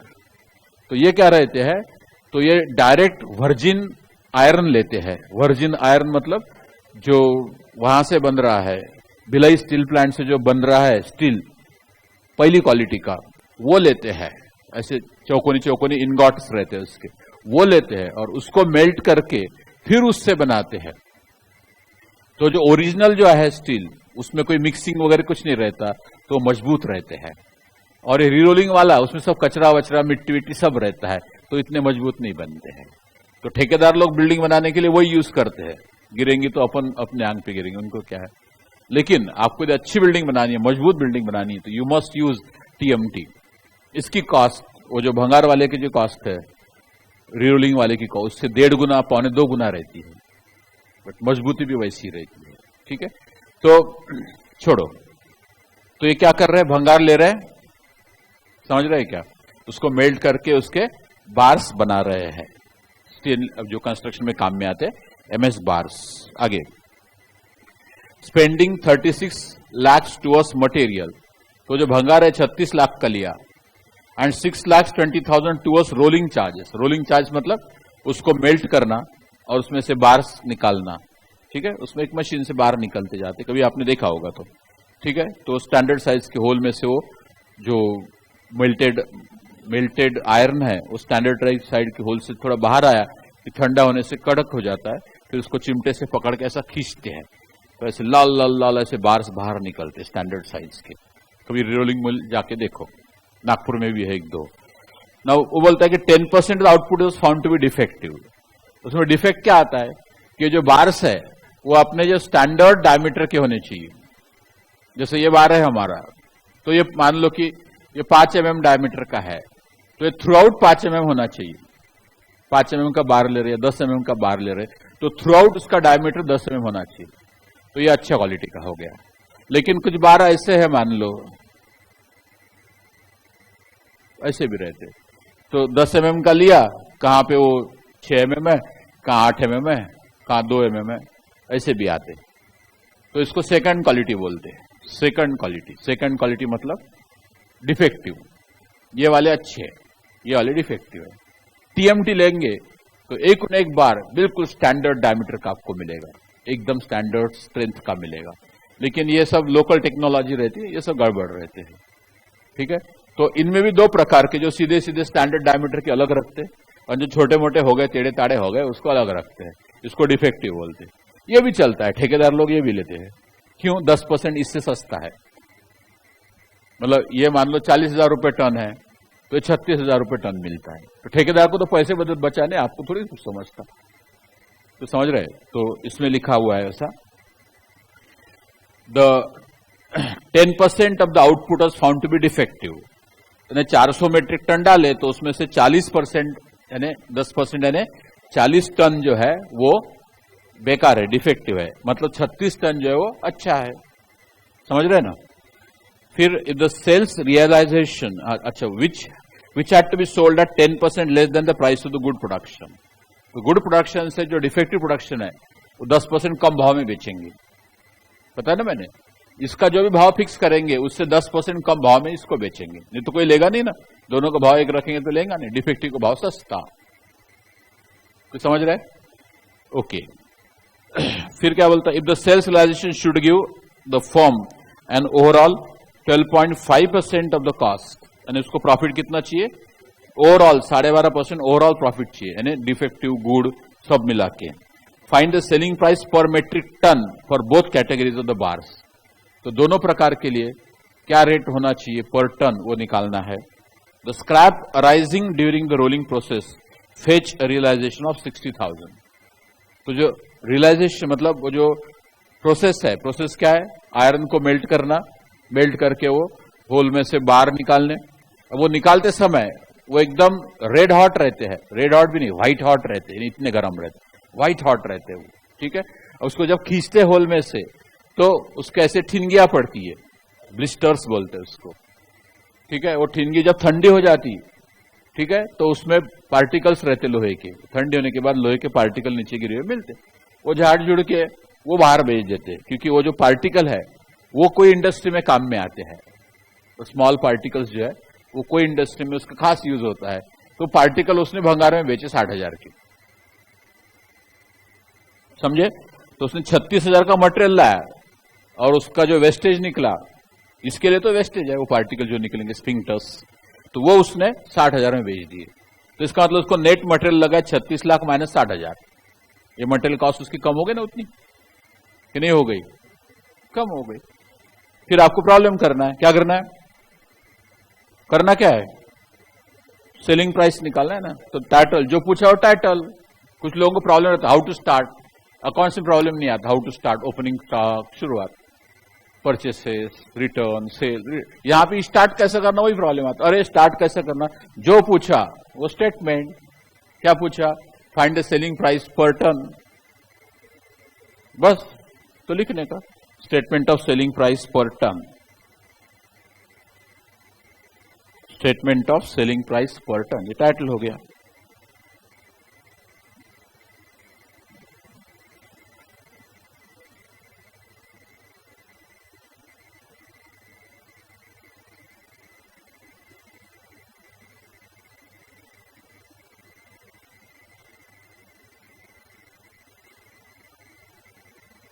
अब टाइटल शॉर्ट में होना, इसलिए हमने सिर्फ statement of selling price per ton इतना लिखा, नहीं तो आप लिखेंगे ऑफ गुड एंड डिफेक्टिव वगैरह, पूरा अक्खा ऐसे नहीं लिखना है, टाइटल यानी शॉर्ट होना चाहिए।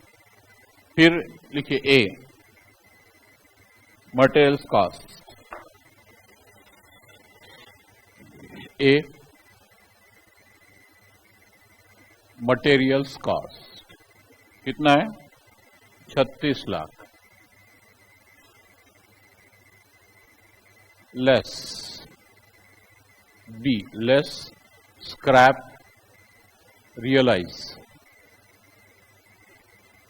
स्क्रैप रियलाइज हुआ कितने का हुआ, 60,000 का, ठीक है। तो ये आ गया 35,40,000, ये हो गया एक्चुअली मटेरियल कॉस्ट, समझाए। फिर rolling charges, add rolling charges, कितने के रोलिंग चार्जेस है, 6,20,000। इसके अलावा कोई कॉस्ट है क्या, हेलो, इसके अलावा कोई कॉस्ट है क्या, नहीं। D, total cost,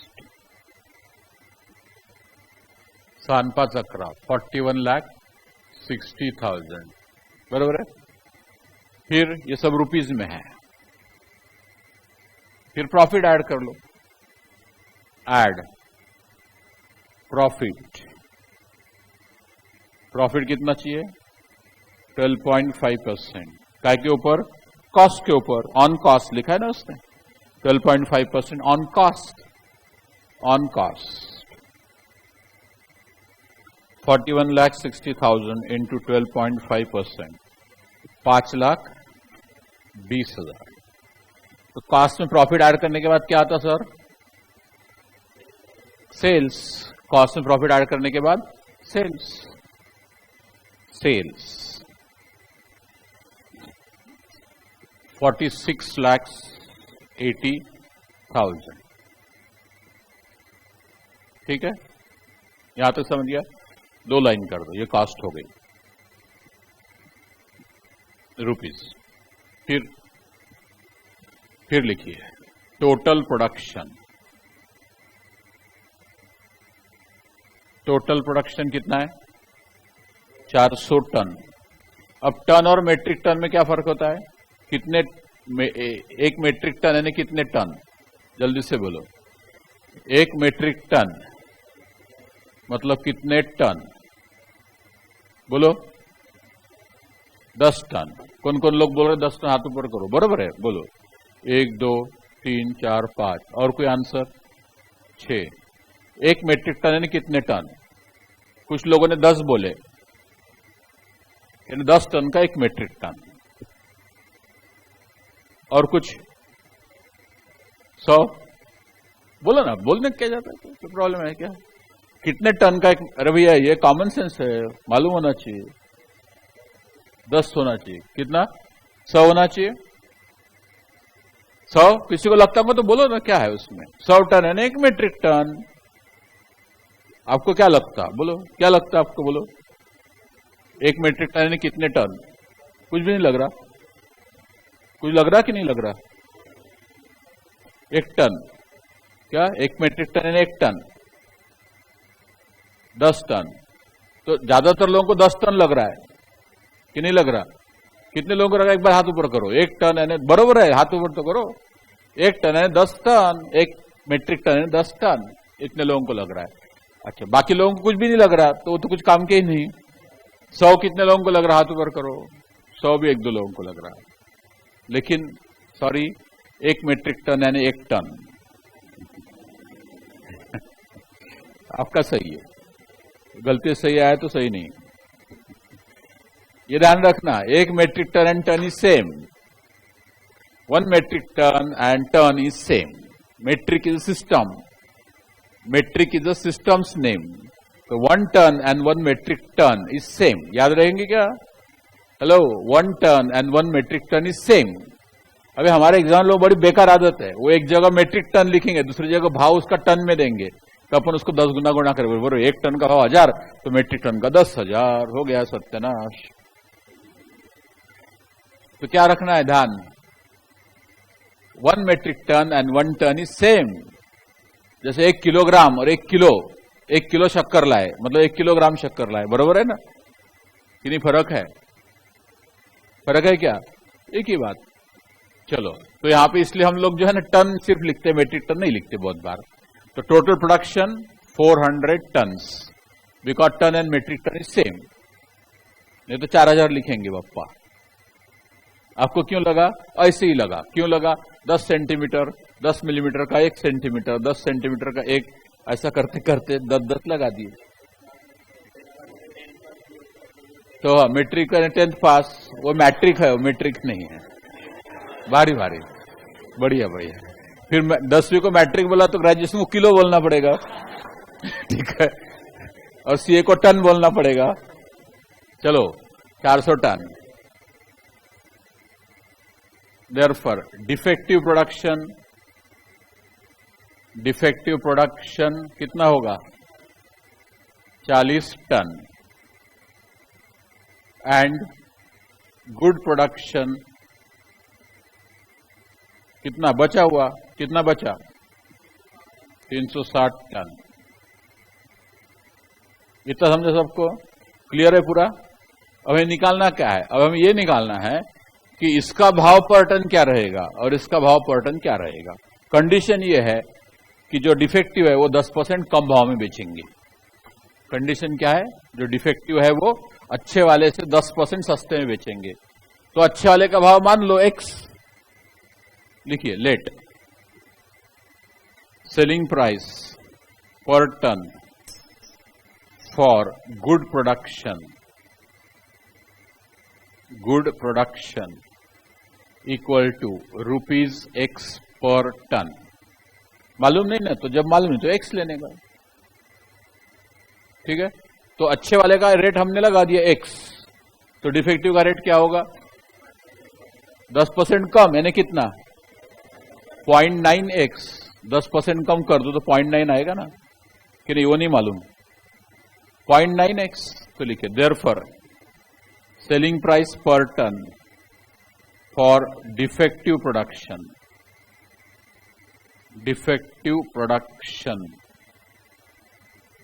will be equal 10% कम करने से 0.9 आएगा। ये मालूम है कि आपको? ये मालूम नहीं होगा तो बहुत मुश्किल काम है। x का 10% कितना हुआ? 0.1x, और x में से 0.1 माइनस करो, 0.9 बचेगा। नहीं समझा? ये समझा ना भैया? 10% कम करने का बाद कैसा आया? x का 10% निकालेंगे 0.10 आएगा या 0.1 आएगा, और 1 में से 0.1 माइनस करो, नहीं तो 10% माइनस करने के बाद 90% बचेगा, तो x का 90% यानी 0.9x पर टन। ठीक है, अब टोटल सेल वैल्यू तो इतनी होनी चाहिए, होना चाहिए ना, तो लिख देते total sale value, total sales equal to, अब देखिए x टन, ये काय का भाव है? अच्छे का कि बेकार का? अच्छे कितने टन बने? तो 360 इंटू एक्स, इतनी सेल वैल्यू होंगी ना, total sales 360 into x, plus defective का भाव क्या है? 0.9x, इसके कितने बने? 40 ton, so plus 0.9x into 40 बराबर है। और ये टोटल कितनी होनी चाहिए? टोटल सेल 46,80,000, दोनों मिला के सेल तो इतना ही होना चाहिए ना भैया। फिर आगे चलिए, तो ये 360x plus 36x is equal to 46,80,000, और ये होगा दोनों मिला के x is equal to 46,80,000 divided by 360 plus 36, 396।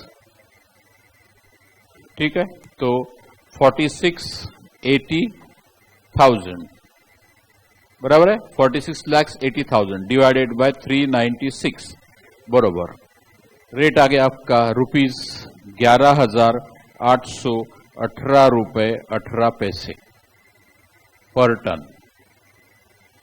लेकिन ये किसका रेट होगा? किसका होगा? Good production. तो लिखिए answer,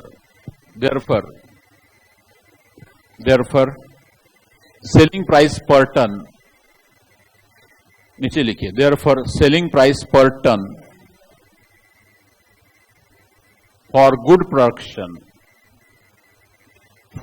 production equal to rupees 11,818 रुपए 18 पैसे पर टन, ये समझा?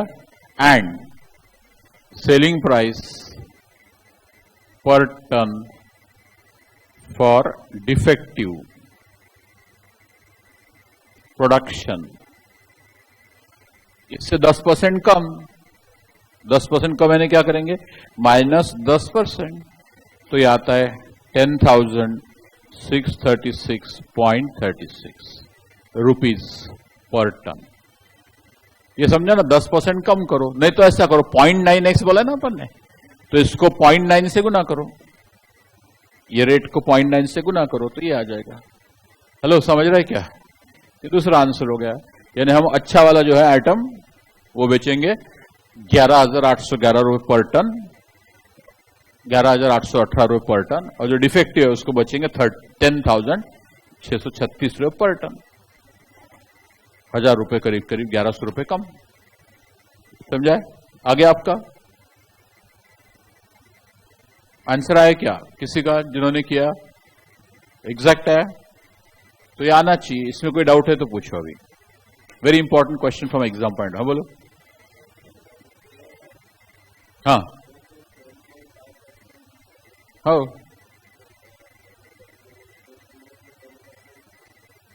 तो क्या सो व्हाट? समझ गया? तुम जो बोल रहे मेरे को समझ गया। So what? What's your question? Equal नहीं होगा क्या? टोटल सेल इतना करना है, मालूम मानते क्या आप कि नहीं मानते? मानते। आपके दिमाग में क्या है? 12.5% दोनों पे लेना है प्रॉफिट, ऐसा है। डिफेक्टिव और नया दोनों पे 12.5% प्रॉफिट लेना है, ऐसा आपका मानना है। बरोबर है कि नहीं है? नहीं, पहले ये बताओ, ये 12.5% डिफेक्टिव पे लेंगे प्रॉफिट कि अच्छे पे लेंगे कि डिफेक्टिव पे लेंगे? ओवरऑल पे लेंगे। तो ये ओवरऑल कॉस्ट है, ये ओवरऑल प्रॉफिट है, ये टोटल सेल है। बरोबर है? अभी टोटल सेल हमने प्राइस ले लिया, एक का x, एक का 0.9x, तो x और 40 कितने बने इसके 360 टन, तो x इंटू 360 सेल, और इसका 0.9x इंटू 36 ये सेल, तो दोनों सोन मिला के इतना सेल आना चाहिए ना, 46,80,000। क्या प्रॉब्लम है इसमें? बिल्कुल गलत नहीं है। गलत क्या है बताओ? कैसे कम होगा? कैसे कम होगा? इतना ही होगा ना 46,80,000 कि नहीं होगा? अच्छा तुमने किया क्या बताओ, जान दो। आंसर लाया क्या? तो नहीं, कौन सा आंसर आया वो देखो, चेक करके देखो। आपके इसमें ओवरऑल प्रॉफिट 12.5% नहीं आता, गारंटी से बताता। आप P&L अकाउंट बनाओ, 12.5% प्रॉफिट आना चाहिए ना, कि नहीं आना चाहिए? मैं बना के बताऊं P&L अकाउंट? बना के बताता, आपसे थोड़ी हारते अपन। चलो देखो P&L अकाउंट आपको एकदम एट होम लगेगा। P&L अकाउंट एट होम मतलब ऐसा करते वाह। चलो बोलो, मटेरियल का खर्चा किधर डालेंगे? इस साइड डालेंगे, डालेंगे कि नहीं? कितना है? 36 में से 60 माइनस हो जाएंगे ना, तो इधर 36 लिखो, इधर ये लिखो, मतलब नेट इधर लिखा चलेगा कि नहीं चलेगा? चलेगा ना, नहीं तो बाद में बोलेंगे नहीं ऐसा नहीं लिखना। तो 35,40,000 ये हो गए मटेरियल की कॉस्ट। फिर रीरोलिंग चार्जेस वो कितने हैं? 6,20,000। तो ये हो गई टोटल कॉस्ट, हो गई ना? कितनी आ गई? 41,60,000। अब सेल निकालो। हमने सेल क्या बोला है? क्या भाव बोला है? लो, अच्छा वाला क्या भाव बोला है हमने? 11,818। ले लो इधर, 11,818 रुपए 18 पैसे मल्टीप्लाइड बाय कितना टन माल है बोलो? 360 बरोबर। ये आ गया 42,54,545 कर देता मैं, चलेगा? 20 पैसे ज्यादा लगाए, उतना राउंडिंग ऑफ का फर्क रहेगा। अच्छा, फिर जो बेकार माल है वो क्या भाव से बेचा? क्या भाव से बेचा? 10,636.36 बराबर है। 10,636 कितने टन है? 40 है कि 36 है? 40 है, 40। तो ये आ गया 4,25,454 या 5 कुछ भी ले लो।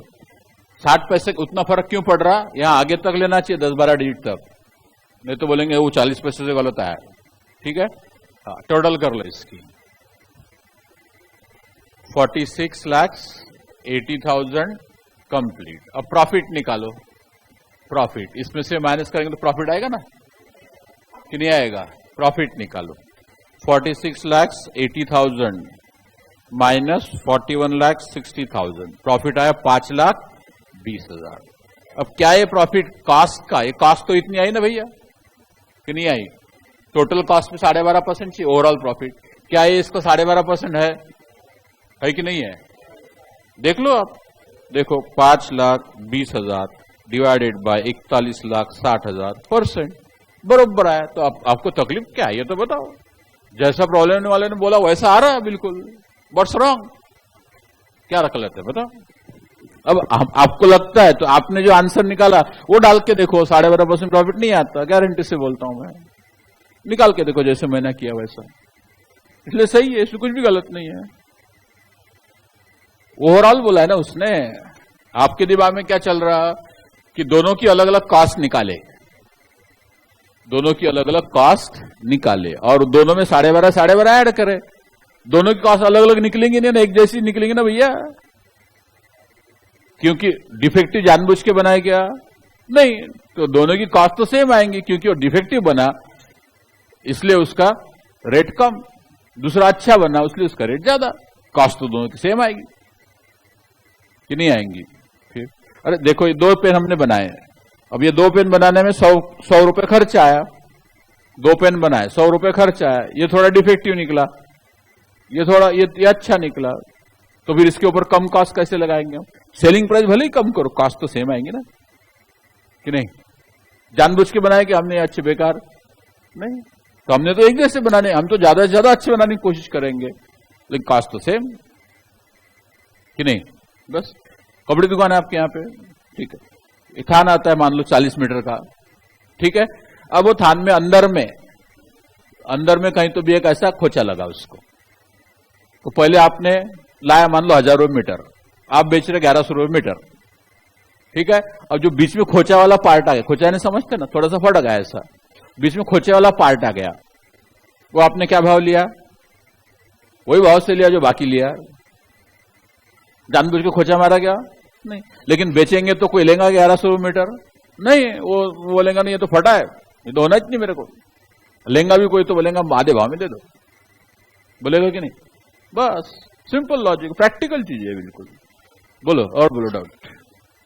तो जानबूझ के थोड़ी हमने ऐसे बनाया कि हमने भैया जो बेकार है उसकी कॉस्ट कम आएंगी, कॉस्ट सेम आएंगी, लेकिन क्योंकि वो डिफेक्टिव बन गया, बनाया नहीं हमने, बन गया, इसलिए वो सस्ते में बेचना पड़ेगा। और उसने बोला है कि ही वांट्स प्रॉफिट 12.5% ओवरऑल मतलब टोटल कॉस्ट पे, इसलिए हमने टोटल कॉस्ट सीधा ऐड किया। सिंपल क्वेश्चन है। डाउट बोलो, फटाफट बोलो, जो भी डाउट है बोलो, there is answer for everything, you just ask. बोलो जल्दी। पटा क्या कि नहीं, अभी भी नहीं पटा, आगे बोलो। यू शुड गेट कन्विंस कि दिस इज राइट। सिर्फ मैं बोलता इसलिए से ऐसा नहीं, क्यों है वही बताता हूं। आपने रेट निकाले वो डाल के देखो, 12.5 नहीं आते, वही बताता हूं, है तो बताओ। हाँ बोलो। नहीं, काय को कंफ्यूजन, एक्स के सिवा दूसरे मेथड से डिफिकल्ट होगा, ये सबसे आसान है। Mathematics is very easy thing, अपन लोग उसको कठिन मानते हैं, और ये जो है ये मैथमेटिक्स अपने दिमाग में बैठा रहता है, मैथ्स और डिफिकल्ट। भैया आप पहली से 10वीं का मैथमेटिक्स जो है वो जिंदा रहने के लिए उतना ही जरूरी है जितना ऑक्सीजन जरूरी है। आपको अच्छा लगे कि न लगे। कोई बोलेगा मेरे को ब्रीदिंग करना ही अच्छा नहीं लगता, I don't like to breathe, चलेगा क्या? वेदर यू लाइक इट और you don't like it, you have to breathe. जैसे कभी कभी सर्दी हो जाती, पूरे दोनों नाक जाम हो जाते, फिर भी आपको सांस लेना ही पड़ता, वी हैव टू ब्रीथ, नहीं तो मर जाएंगे ना। वैसा पहली से 10वीं का मैथमेटिक्स आपको अच्छा लगे कि बेकार लगे, जिंदा रहने के लिए उतना ही जरूरी है जितना ऑक्सीजन जरूरी है, नंबर 1। नंबर 2, आपको अकाउंट्स बहुत अच्छा लगता होगा, वेरी गुड, अच्छी बात है। You just subtract mathematics, entire mathematics from accounts. तो एंटायर मैथमेटिक्स यानी 1, 2, 3, 4 भी माइनस करो, वो भी मत पढ़ो, क्योंकि वो 1, 2, 3, 4 कहां पढ़े आप? पहली क्लास मैथमेटिक्स में पढ़े। मैथमेटिक्स पढ़े कि लैंग्वेज में पढ़े? मैथ्स में। मैथ्स तो नहीं आना चाहिए अपने को, कॉमर्स वाले हम, तो 1, 2, 3, 4 भी छोड़ दो, तो अकाउंट्स कहां बचेगा? कभी गलती से लॉटरी लग गए 2-4 करोड़ की तो गिनते भी नहीं आएगा यदि मैथ्स नहीं आता तो इसलिए समझ लो कि आपको अच्छा लगे कि बुरा लगे, पहली से 10वीं का मैथमेटिक्स अच्छे से पढ़ना चाहिए। मान लो पहले जमाने में आपने सोच लिया आपने को तो सीए करना है, तो फिर काय को मैथ्स होना। ऐसे कुछ लोग हैं कि जो पहले सोच लेते सीए करना है, मैथ्स नहीं पढ़ने का, तो दे निग्लेक्ट मैथ्स ऑल टुगेदर। हो गई गलती, अब सुधारो। जब भी आपको समय मिले पहली से 10वीं की किताब लाओ, right from 1st standard to 10th standard mathematics की, and solve all those problems. Now you have got a IQ better than what you were having when you were in 5th standard. 5वीं class में जो आपका brain था उससे अभी improve हो गया है, तो इसलिए अभी आपको 5वीं का मैथ्स अच्छा जमेगा, 6वीं का मैथ्स अभी आपको अच्छा जमेगा, तब डिफिकल्ट लगता था। बट पहली से 10वीं का पूरा मैथ्स एक बार कर डालो जब भी फुर्सत मिले। I am serious about it. इसका बहुत एक बड़ा कारण है, एक तो अपने को सारा मैथ्स आएगा, ये सब 5वीं 6वीं का है कि नहीं? बोलो। व्हाट प्रॉब्लम बोलते हैं आप? Single variable what problem, word भी नहीं बोलते, सिंगल वेरिएबल व्हाट प्रॉब्लम, ये व्हाट प्रॉब्लम है आपके, कुछ समझ रहे? तो ये आना जरूरी है। इसका एक लॉन्ग टर्म रैमिफिकेशन है, लॉन्ग टर्म इफेक्ट है उसका। कौन सा है मालूम है? आप बड़े हो जाएंगे, सीए हो जाएंगे, कुछ नहीं होंगे, कुछ होंगे, कुछ ना कुछ बिजनेस करेंगे, शादी तो जरूर करेंगे ना। इवेंचुअली बच्चे होंगे, बच्चे क्लास में जाएंगे, पहली, दूसरी, तीसरी, चौथी, 5वीं, जाएंगे नहीं जाएंगे। होमवर्क देते हैं टीचर लोग, होमवर्क पेरेंट को ही करना पड़ता है, टीचर को सिर्फ होमवर्क देना और होमवर्क चेक करना, इससे फुर्सत नहीं मिलती। टीचर को होमवर्क लिख के देना डायरी में बच्चे के, और दूसरे दिन चेक करना, इसी में पूरा दिन चला था टीचर का। तो वो होमवर्क तो माँ बाप को करना है। और मान लो कि आपका बच्चा 4th में है, 3री में है, और उसके प्रॉब्लम आपको नहीं जम रहे as a father and mother, तो अपन अपने बच्चों के नजर में अपन ही गिर जाएंगे। तो माँ बाप बच्चों के नजर में गिरेंगे तो बहुत बड़ी हालत है, खराब है। अच्छी बात है क्या? नहीं। तो कम से कम अपने लिए नहीं तो अपने बच्चों के लिए पढ़ो भाई, ठीक है? अपने लिए नहीं तो अपने बच्चों के लिए पढ़ो, लेकिन जरूर पढ़ो। पढ़ना जरूरी है, किसके लिए पढ़ते हो इंपॉर्टेंट नहीं है, रियली जरूरी है। अरे बहुत सारे पेरेंट्स बड़े बड़े पोस्ट पे रहते, सिंपल मैथमेटिक्स नहीं आता, तो वो बच्चे उनके क्या सोचते, कैसे के पापा बोले सीईओ बन गए, डाउट है बोले, ये become CEO chief executive officer, आता कुछ नहीं, चौथी का नहीं आता बोले, फैक्ट है ये। तो अपने बच्चों के नजर में गिरना नहीं चाहिए ना, कि गिरना चाहिए? नहीं गिरना चाहिए, बिल्कुल पढ़ो। और आज न कल पढ़ना ही है आपको, अभी नहीं पढ़ेंगे तो जब बच्चे पहली क्लास में जाएंगे तब उनकी बुक देखेंगे, देखना ही पड़ेगा तुमको। ये जो सिस्टम हमारे इंडिया में है, सारा होमवर्क पेरेंट्स को ही करना पड़ता है। मैं तो सोच रहा हूं कि जब और यहां पे आना जमेगा नहीं मेरे को, घर में ही रहूंगा, तो घर में मैंने एक हॉल बना के रखा है नीचे, 400 फुट का क्लासरूम है, 400 स्क्वायर फीट का, इसमें 40 स्टूडेंट बैठ सकते हैं। तो मैं वहां पे पेरेंट्स लोगों के लिए होमवर्क कैसे लेने का, इसके क्लास लेने वाला हूं। पहली से 10वीं का मैथमेटिक्स जिसको नहीं आता, पेरेंट को उसने आके बैठने का, उसको सिखाने का, सोशल वर्क, क्या प्रॉब्लम है? और बहुत लोग आते, बहुत लोगों ने मेरे को डिमांड किया है कि सर थोड़ा सा आप हमको रोज समझाओ करके। चल भाई अभी नहीं समझा, टाइम नहीं मेरे को, जब रिटायर हो जाऊंगा तब समझाऊंगा। जरूरी है, बहुत जरूरी है। चलो आगे बोलो, और डाउट है तो बोलो। तो ये एक्स से कतराना नहीं, ये बात निकली कहां से? ये बोले एक्स के सिवा नहीं जमता क्या? लोगों को एक्स बोला कि डर लगता। एक्स कोई बड़ी भारी बात नहीं, आपको जानकर आश्चर्य होगा कि 1 2 3 4 they are assumptions, they are symbols, they are symbol. तो वैसा एक्स से सिंबल है, हमारा क्या तकलीफ है? जैसे 1 2 3 4 सिंबल है, वैसा एक्स से सिंबल है, क्या प्रॉब्लम है? कोई प्रॉब्लम नहीं। कोई लोग 5 ऐसा लिखते, कोई 5 ऐसा लिखते, बराबर है, कोई 5 ऐसा लिखते। उर्दू का मेरे को लिखते नहीं आता, हर कोई अपने अपने हिसाब से लिखते हैं, तो उससे क्या तकलीफ होता है? कोई तकलीफ नहीं, सिंबल है, वैसा एक से सिंबल है, क्या प्रॉब्लम है? अब मोबाइल निकाल के बंद करो बोला जरा पहले, नहीं तो मेरे को दे दो, मोबाइल दो मेरे को, दे दो इधर, कल भी डाटा था तुमको, चल दो इधर, ले दो, बोल दो, मैं खोलूंगा नहीं, देखूंगा भी नहीं, दे इधर दो, I will not look what is there. और कल से मोबाइल फिर से खोला तो मैं पापा को फोन करूंगा तुम्हारे, बताऊंगा कि इनका मोबाइल सीज कर लो। इतना क्या इंपॉर्टेंट रहता? कोई खास अपॉइंटमेंट है क्या? नहीं है ना। फिर 9 बजे तक के ठहरो, 9 बजे देखो मोबाइल, ये काम की चीज हो रही है अपना, ऐसा मोबाइल हो रही, कोई मतलब नहीं ना उसमें। This for everybody, please note. Mobile चलाते दिखे तो मोबाइल सीज हो जाएगा, 2 दिन रखेंगे, आज पहली बार है इसलिए दे देंगे हम क्लास के बाद, लेकिन उसके बाद 2 दिन हम अपने पास रखेंगे मोबाइल। और मोबाइल गया तो लोगों को ऑक्सीजन नहीं मिला चलता, लेकिन मोबाइल होना, इतने बिल्कुल कासावीस हो जाते हैं, दे बिकम रेस्टलेस कि मोबाइल, और वो भी सर के पास है, मैं देखूंगा भी नहीं उसमें झांक के, कुछ नहीं देखूंगा मैं, आप क्या देखते क्या नहीं देखते, आपकी हिस्ट्री ज्योग्राफी कुछ नहीं देखूंगा, ठीक है। Be sure about it, be sure about your privacy. उसके बाद भी लोग एकदम कासावीस हो जाते हैं, मतलब रेस्टलेस हो जाते हैं। जैसे नाक दबा के रखा, मुंह दबा के रखा तो कैसा होता, वैसा होता मोबाइल। तो देखो 2 दिन के लिए मोबाइल नहीं मिलेगा, समझ लो आप, क्योंकि मैंने कल भी तो बोला था आपको। चलिए आगे ध्यान दीजिए, इधर इधर काम की चीज हो रही है, ऐसे थोड़ी है पिक्चर देख रहे हैं बीच में मोबाइल देखा तो चलता, बीच में फुटाने खाए तो चलता, ऐसा थोड़ी है। मेरा भी मोबाइल अभी इतने दिन 10-11 दिन हो गए अपने को मेरे ख्याल से, बजा के मेरा मोबाइल एक बार भी नहीं बजा, बजा तो भी मैं उठाता नहीं, जब मैं ड्यूटी पे हूं, ड्यूटी पहले। एक आध बार कभी इमरजेंसी, जो एकदम से इमरजेंसी लोग हैं उनका फोन आया तो उठाऊंगा मैं, वही बताता हूं, but that is allowed being a teacher, not for student, please note. चलो आगे बढ़ो। तो ये हो गया, हो गया, कोई डाउट है? चलिए, और बोलो, डाउट है तो बोलता हूं, कोई प्रॉब्लम, डाउट पूछने कोई डाउट नहीं, दिक्कत नहीं, जितने भी पार पूछना है पूछो, घर जाके एक बार और करना है, वेरी इंपॉर्टेंट क्वेश्चन। आगे बढ़ो। एमसीक्यू, बोले आपने बताया नहीं थे, हमने किए नहीं, बराबर है ना? किए क्या? डाउट है? वेरी गुड, बोलो।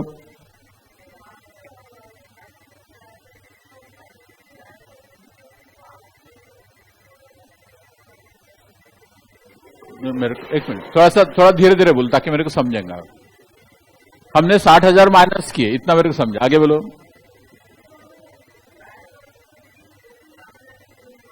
हाँ, तो सेल होने वाला है तो कॉस्ट बचेगी ही नहीं, उतना पैसा आपको वापस आएगा ना। वे 60,000 का स्क्रैप मैंने मटेरियल खरीदा, भंगार, कितने का खरीदा? 36 लाख का। अब उसमें से जब मैं रीरोलिंग करूंगा तो उसमें से जो कचरा गिरा वो मैंने कितने में बेचा? 60,000 से बेचा। तो मेरी जो मटेरियल की कॉस्ट है वो 60,000 से कम नहीं हो गई क्या? हो गई कि नहीं हो गई, कि बढ़ गई? कम हो गई, ठीक है ना? तो इसलिए मैंने वो मटेरियल में से माइनस किया, बस खत्म बात। जैसे सोने के गहने अपन बनाते हैं, सोने के गहने बनाते हैं ना, तो ऑर्डर दिया आपने एक अंगूठी बनाने का, ठीक है ना? तो उसको आपने 10 ग्राम सोना दे दिया, 10 ग्राम सोना दे दिया, फिर बोला 10 ग्राम की अंगूठी बना भैया। तो 10 ग्राम की एग्जैक्ट बनती क्या? नहीं, क्योंकि वो ऐसा करेगा, फिर उसको डिजाइन करेगा, डिजाइन के लिए ऐसे आरी से काटेगा तो उसकी थोड़ी बहुत कुछ पाउडर गिरेंगी। अब वो पाउडर 10 मिलीग्राम गिर गई, मान लो 10 मिलीग्राम पाउडर गिर गई, तो वो आपको वापस देना चाहिए, उसने उतनी कॉस्ट में कम करना चाहिए कि नहीं करना चाहिए? करना चाहिए, करते भी है। जैसे आप रेडीमेड ज्वेलरी लेते हो तो वो नेट वेट लेता ना उसका, वो बोलता क्या कि इसको मैंने सोनार को 12 ग्राम दिया था कारागिर को, फिर वो 2 ग्राम घसाई में गया तो तुम मेरे को 12 ग्राम के पैसे दो, ऐसा बोलता क्या वो? नहीं, क्योंकि 2 ग्राम का जो वेस्ट निकला वो उसमें से माइनस करता, क्योंकि वो अलग से ले लेता। तो क्योंकि वो भंगार हमने बेचा, और वो क्यों बेचा? मटेरियल की वजह से बेचा, इसलिए मटेरियल कॉस्ट के साथ उसको सब्सिडाइज कर लिया। और आपको नहीं करना होगा मान लो, तो भी हमें कोई मनाही नहीं, हम इधर लिखेंगे 36 लाख।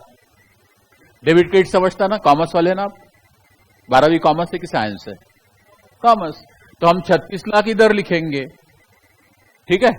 और फिर ये इनकम हुआ ना हमारा 60,000 का, तो हम इधर लिखेंगे क्रेडिट में, तो वो तभी भी प्रॉफिट इतना ही जाएगा कि नहीं आएगा? भैया इधर मैंने 35 लाख 40,000 नेट लिखे, उसके बजाय 36 लाख इधर और 60,000 इधर, तो प्रॉफिट सेम आएगा कि नहीं? बस, तो गलत कहाँ है? यदि क्रेडिट लिखने में आपको दिक्कत नहीं है, दिक्कत है कुछ, इनकम है ना, वो स्क्रैप बेच के आया, इनकम है क्रेडिट करो, उसमें दिक्कत नहीं। सिर्फ इसमें से माइनस क्यों किया? इसमें दिक्कत है आपको, तो उसमें से माइनस इसलिए किया कि वो मटेरियल की कॉस्ट की वजह से भंगार बिका गया, इसलिए, ठीक है? तो इसलिए that will subsidise my material cost. Subsidise मतलब वो मेरे मटेरियल कॉस्ट को कम करेगा, ठीक है? तो बैठी, और कोई डाउट? समझा क्या? लेकिन निरल जोर जोर से बोल दिया सर ने, हाउ बोलना ही पड़ता, ऐसा नहीं है। समझा हो तो हाउ बोलो, बोलिए। और ये जो सेल है, हेलो, ये जो सेल है ये लोहे का यानी फिनिश गुड का सेल नहीं है, ये फिनिश गुड का सेल नहीं, इसलिए हम यहां भी नहीं कंसिडर कर सकते उसको, ठीक है? और उसके ऊपर हम 12.5% प्रॉफिट भी नहीं लेंगे, ले ही नहीं सकते, भंगार है। सामने वाला जो भाव बोलेंगे भाव से बेच देंगे, भंगार है। जैसे मान लो आपने घर में कंस्ट्रक्शन के लिए लोहा लाया 40,000 रुपए टन, ठीक है? फिर वो बीम्स वगैरह बनाने में यूज हुआ, फिर टुकड़े टुकड़े पड़ते हैं छोटे छोटे, आखिरी के एंड के टुकड़े टुकड़े, कोई इतना कोई इतना कोई इतना, ऐसे छोटे छोटे सलाख के टुकड़े पड़ गए। जो फुल है, फुल लेंथ, वो तो आप वो दुकानदार वापस ले लेगा, लेकिन जो टुकड़े टुकड़े पड़े हैं वो वापस दुकानदार नहीं लेता। फिर आपने भंगार वाले को बुलाया, उसको बोला मैंने 40,000 रुपए लिया था भैया, ठीक है, तो मेरा प्रॉफिट 10% पकड़ ले, 44,000 से तुझे टुकड़े लेगा क्या? वो बोले 44 छोड़ो सर, 40 भी नहीं लेता, 12 रुपए किलो लेता, देना हो तो दो, नहीं तो मत दो। बराबर है। तो भंगार के भाव से बिकेगा, न कि फिनिश गुड के भाव से, इसलिए वो मटेरियल की कॉस्ट में से हमने उसको माइनस किया। बोलिए आगे, बोलो ना, फटाफट बोलो, कुछ तो बोलो कि बेकार है सब बेकार है। कुछ लोग सोचते हैं हम जो करते सब गलत ही आता। अरे भैया, गलत आने से कोई प्रॉब्लम नहीं, करना जरूरी है ताकि आपको कंसेप्ट समझेंगे। आप कॉस्टिंग पहली बार पढ़ रहे हैं, अकाउंट्स आप कितने साल से पढ़ रहे हैं? 5 साल से पढ़ रहे हैं। गिना के बताता हूं 11वीं 12वीं, सीपीटी में दोनों साल का कोर्स था, 4 साल। 11वीं 12वीं दोनों साल का कोर्स फिर से सीबीटी में था ना, 4 साल, ठीक है। और अभी फिर से इंटर का पढ़ ही रहे हो तो 5वां साल है अकाउंटेंसी का। अब जो सब्जेक्ट में हम 5 साल से पढ़ रहे हैं और जो सब्जेक्ट हम 15 दिन से पढ़ रहे हैं, 15 दिन में 10-12 दिन से पढ़ रहे हैं, फर्क तो पड़ेगा ना सर। प्लस इसमें कॉमन सेंस ज्यादा लगता, उसमें नहीं लगता। डेबिट क्रेडिट खत्म, ठीक है। कॉमन सेंस अपने को कम है इसलिए प्रॉब्लम ज्यादा आता है, बस बाकी कुछ नहीं। तो लगे रहो तो आ जाता है, ऐसा कोई प्रॉब्लम नहीं। चलिए नेक्स्ट बोलो। एमसीक्यू किए नहीं होंगे ना? बोले बताए नहीं थे आपने। अच्छा जब बताए तब करते नहीं, जब बताए नहीं आपने नहीं बताया, आपका मिस्टेक है। बोले योर एरर, योर मिस्टेक। किए क्या? एमसीक्यू कल के लिए होमवर्क, एमसीक्यू कल के लिए होमवर्क 38 प्रॉब्लम से पूरे करना है, ठीक है। अब जितने होंगे तब, अब will discuss it tomorrow, but आज जितने होंगे उतने कर डालते, ठीक है। और जिसमें न्यूमेरिकल प्रॉब्लम जो है उसमें भी कुछ थियोरेटिकल है कुछ न्यूमेरिकल है। न्यूमेरिकल आपको करना है, उसके सिर्फ मैं आंसर बताऊंगा, क्योंकि वही है, फिर से आरओएल, फिर से ईओक्यू, फिर से वही है। पहला डायरेक्ट मटेरियल इज क्या है? Fix, variable, semi variable, variable cost है। लगाओ टिक, पहले का 2। किसी को नहीं समझा तो हाथ ऊपर करने का। Direct material is variable cost. क्यों? जितने ज्यादा यूनिट बनाओगे उतना ज्यादा मटेरियल लगेगा, जितने कम यूनिट बनाओगे उतना कम मटेरियल, डायरेक्टली प्रोपोर्शनल, इसलिए वेरिएबल। पढ़े ना अपन फिक्स वेरिएबल कॉस्ट कि नहीं पढ़े? पढ़े। दूसरा question,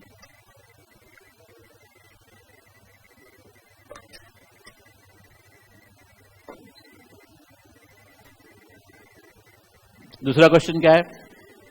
the most of the industries, in most of industries the most important element of cost is material. बोला था 60-70% मटेरियल कॉस्ट रहता है, बोला था ना। Number 3, which of the following is considered to be normal loss? Loss due to accident normal है क्या? नहीं, एक्सीडेंट है, रोज रोज होगा तो चलेगा क्या? नहीं। पिलफ्रेज, पिलफ्रेज यानी क्या? चोरी चपाटी, उसको पिलफ्रेज बोलते हैं। पिलफ्रेज यानी क्या? चोरी चपाटी, उसको बोलते पिलफ्रेज। नॉर्मल है? नॉर्मल है कि एबनॉर्मल है? क्वेश्चन क्या है? Which is abnormal, which is normal? Loss due to breaking the bulk normal, और loss due to careless handling abnormal. अब ये loss due to breaking the bulk का मतलब समझ लो। ब्रेकिंग द बल्क का मतलब बल्क को तोड़ने का नहीं। जैसे ड्रम लाया 200 लीटर का ऑयल का, एग्जाम्पल दिया है मैंने, तो वो जो मैकेनिक को हम ऑयल देते हैं वो 1-1 लीटर में निकाल के देते हैं, बराबर है। तो बल्क में लाया और उसको 1-1 लीटर में निकाल के दे रहे हैं। ये हमने एग्जाम्पल दिया था शुगर का। बिग बाजार में शुगर के पैकेट्स मिलते हैं, बोरी नहीं मिलती, पैकेट्स आधा किलो, 1 किलो, 2 किलो, 5 किलो के। तो वो पैकेट्स नहीं लाते, वो लाते क्या है? बोरी से लाते हैं। तो बल्क में लाया और उसके छोटे छोटे पैकेट बनाए, यानी ब्रेकिंग द बल्क। अब उसमें थोड़ा बहुत नीचे गिरता है, थोड़ा बहुत वेट में ज्यादा जाता है, कम नहीं देते वो लोग। कम दिए तो चपेट में आएंगे लॉ के। 2 ग्राम भी कम है तो उसके ऊपर केस हो सकती है कंज्यूमर कोर्ट में, इसलिए थोड़ा बोले ज्यादा दो, बोले 5 ग्राम ज्यादा ही दे दो। तो समझ रहे क्या? आप हल्दीराम में कभी मिठाई खरीदे होंगे तो देखा होगा आपने, आधा किलो लेंगे तो वो करीब 25-30 ग्राम ज्यादा देता है। Have you seen that? 25-30 ग्राम ज्यादा देता है बराबर आधा किलो में। 1 किलो लेंगे तो फिर भी 25-30 ग्राम ज्यादा ही देता है। क्यों देता है? डब्बे का वजन कॉम्पेंसेट करता है। वो डब्बा है ना, डब्बे में डाल के मिठाई गिनता ना भैया वो। अब वो डब्बा जो है उसको कितना 20 रुपए किलो मिलता होगा, और मिठाई तुम ले रहे कुछ तो भी 800 रुपए किलो, बहुत महंगी महंगी मिठाई है उसके पास, 2-2 हजार रुपए किलो भी है। तो मान लो मिठाई आपने ली 800 रुपए किलो वाली और डब्बा है 20 रुपए किलो वाला, तो डब्बा आपको 800 रुपए किलो से दे रहा है क्या? वो गलत है ना। इसलिए उसके ऊपर केस भी हुआ था, इसलिए तब से सुधर गया। तब से वो थोड़ा सा 25 ग्राम ज्यादा देता है। डब्बे का अप्रोक्सीमेट वजन उसको मालूम रहता है, उतना ज्यादा ले लो भैया, झंझट का है को ना दिमाग को। Are you following this? पहले वो वाले बैलेंसेस आते थे, दो पैन वाले, तो उसमें वो लोग क्या करते थे? डब्बा इधर रखते थे, ढक्कन इधर रखते थे, और ढक्कन के ऊपर आधा किलो का वजन रख देते थे, आधा किलो मिठाई। तो ढक्का और डब्बा और ढक्कन एक इक्वल वेट के रहते थे, बस। तो आपको नुकसान नहीं। तो समझ रहे क्या?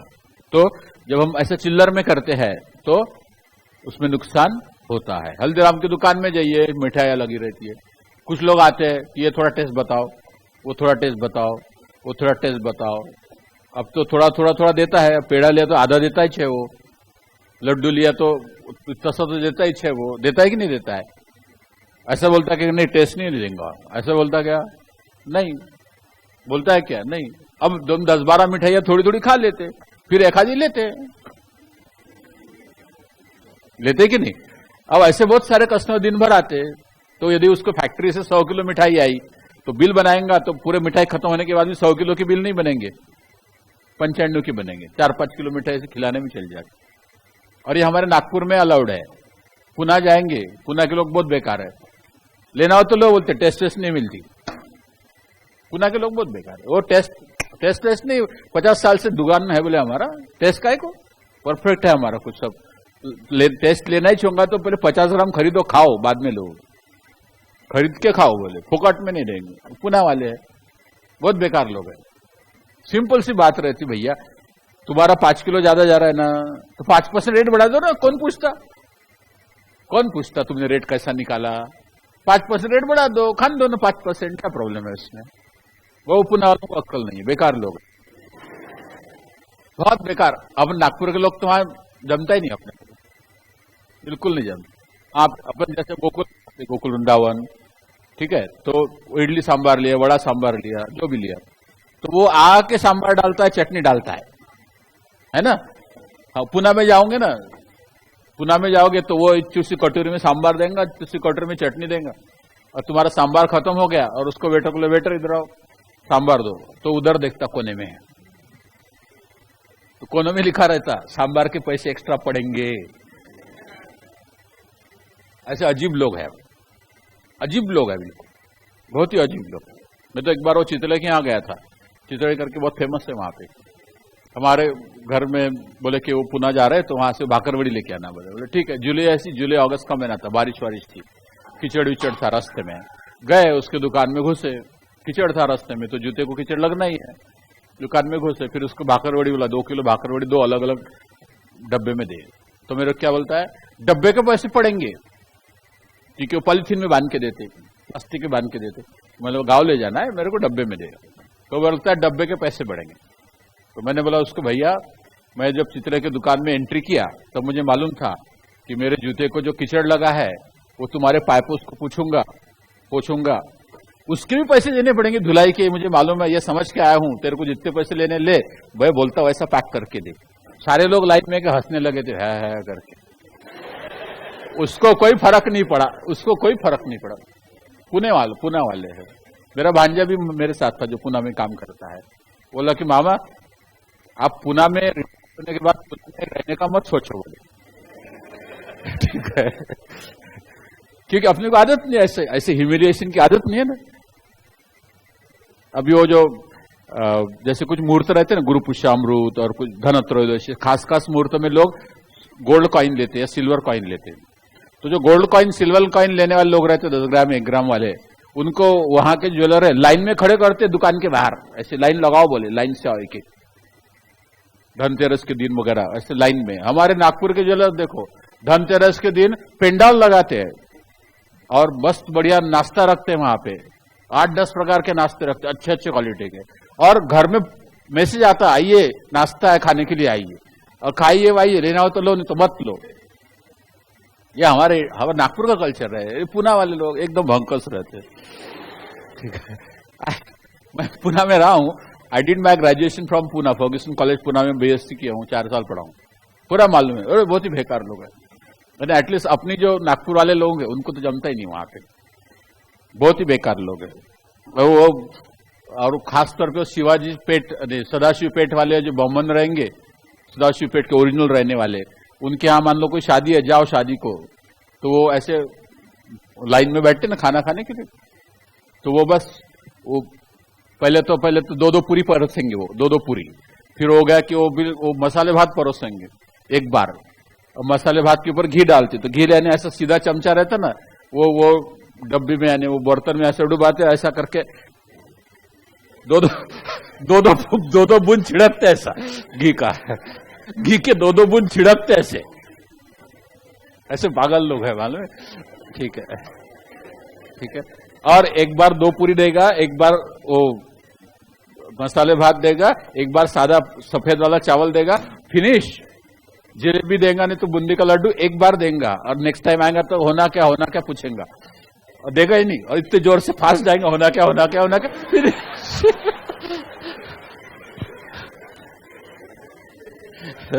तो ऐसे भयंकर लोग रहते बाबा। फैक्ट है, ये फैक्ट है बिल्कुल।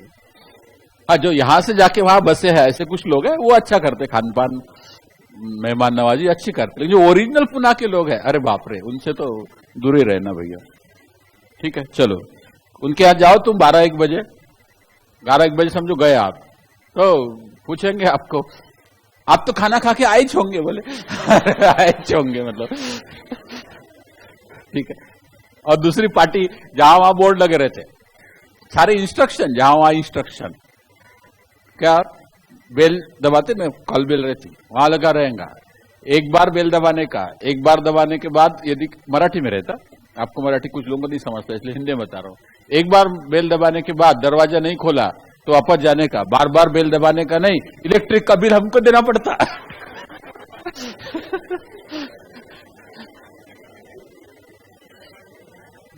अरे एक से एक।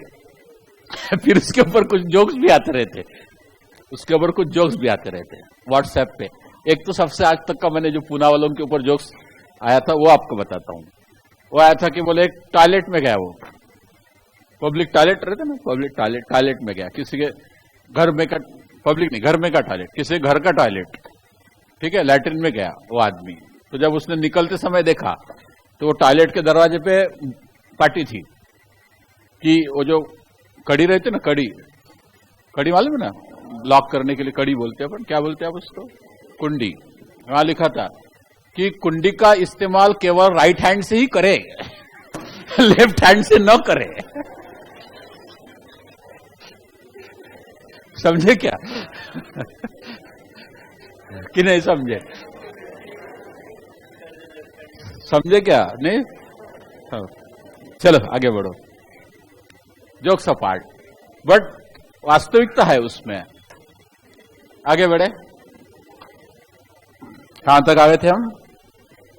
सेकंड, थर्ड हो गया, fourth, in which the following methods of pricing cost lag behind the current economic value when prices are rising. अब प्राइसेस राइज हो रहे, बोले प्राइस बढ़ते जा रहे हैं, ठीक है, देखो इधर प्राइस बढ़ते जा रहे, मतलब करके बताता तब समझेगा, वैसे नहीं समझेगा।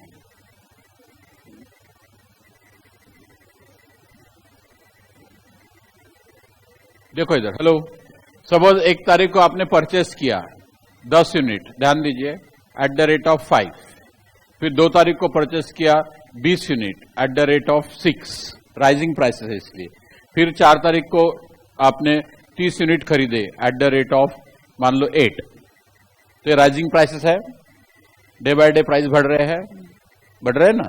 अब आपने इश्यू किया, मान लो आपने 20 यूनिट इश्यू किए, 20 यूनिट इश्यू किए, ठीक है, तो उसकी कॉस्ट फीफो के अंदर क्या होगी? फीफो के अंदर कॉस्ट क्या होगी 20 यूनिट की? FIFO, first in first out, 10 unit ये 5 के भाव से, 10 यूनिट ये 110 होंगे ना। अच्छा, लिफो के भाव से क्या होगी? क्या होगा? 20 इंटू 8, 160, ठीक है, 160, इतना समझा? यानी आप फीफो से करेंगे तो कॉस्ट जो इश्यू है उसकी कॉस्ट इतनी आएंगी, लिफो से करेंगे तो कॉस्ट इतनी आएंगी। अब क्वेश्चन क्या है, देखो क्वेश्चन नंबर कौन सा चल रहा है? 4, in which of the methods of pricing cost lag behind the current economic value. अब ये जो यूनिट्स हमने इश्यू किए 20, इसकी करंट वैल्यू क्या है? 20 यूनिट इश्यू की करंट वैल्यू क्या है? 8 रुपए, ठीक है, तो लिफो में तो 8 ही रुपए से लिया हमने, लेकिन फीफो में से पुराने रेट से लिया जो कि कम है, तो this is lagging behind the current price, simple. तो फीफो आंसर हो गया। लैग बिहाइंड मतलब पीछे है, करंट वैल्यू 8 रुपए है, लेकिन फीफो में यूज करेंगे तो 5 और 6 वाले यूज करेंगे, तो इसका मतलब कि फीफो मेथड से यदि हम इश्यू करते हैं तो जो कॉस्ट आती है that will lag behind the latest value, यानी current value. In case of, तो करके देखो, मैंने आपको मैकेनिज्म बता दिया। राइजिंग प्राइसेस, वो बोल रहे डिक्रीजिंग प्राइसेस, वही बोलना है ना आपको। करके देखो, डिक्रीजिंग प्राइसेस से तो क्या होगा, करके देखो। ये 5 6 8 की जगह 8 6 5 लो, करते आएगा ना। दिमाग लगाना पड़ेगा, सब मेरे को ही लगाने को बोलेंगे क्या फिर? भैया उसने राइजिंग प्राइसेस बोला इसलिए हमने 5 6 8 लिखा। वो फॉलिंग प्राइसेस बोलेंगा, डिक्रीजिंग प्राइसेस बोलेंगा तो हम 8 6 5 लिखेंगे। फिर सोचेंगे कौन सा आगे पीछे है। दिमाग तो लगाना पड़ेगा, कॉमन सेंस है, दिमाग लगाओ, मैं नहीं बोलता।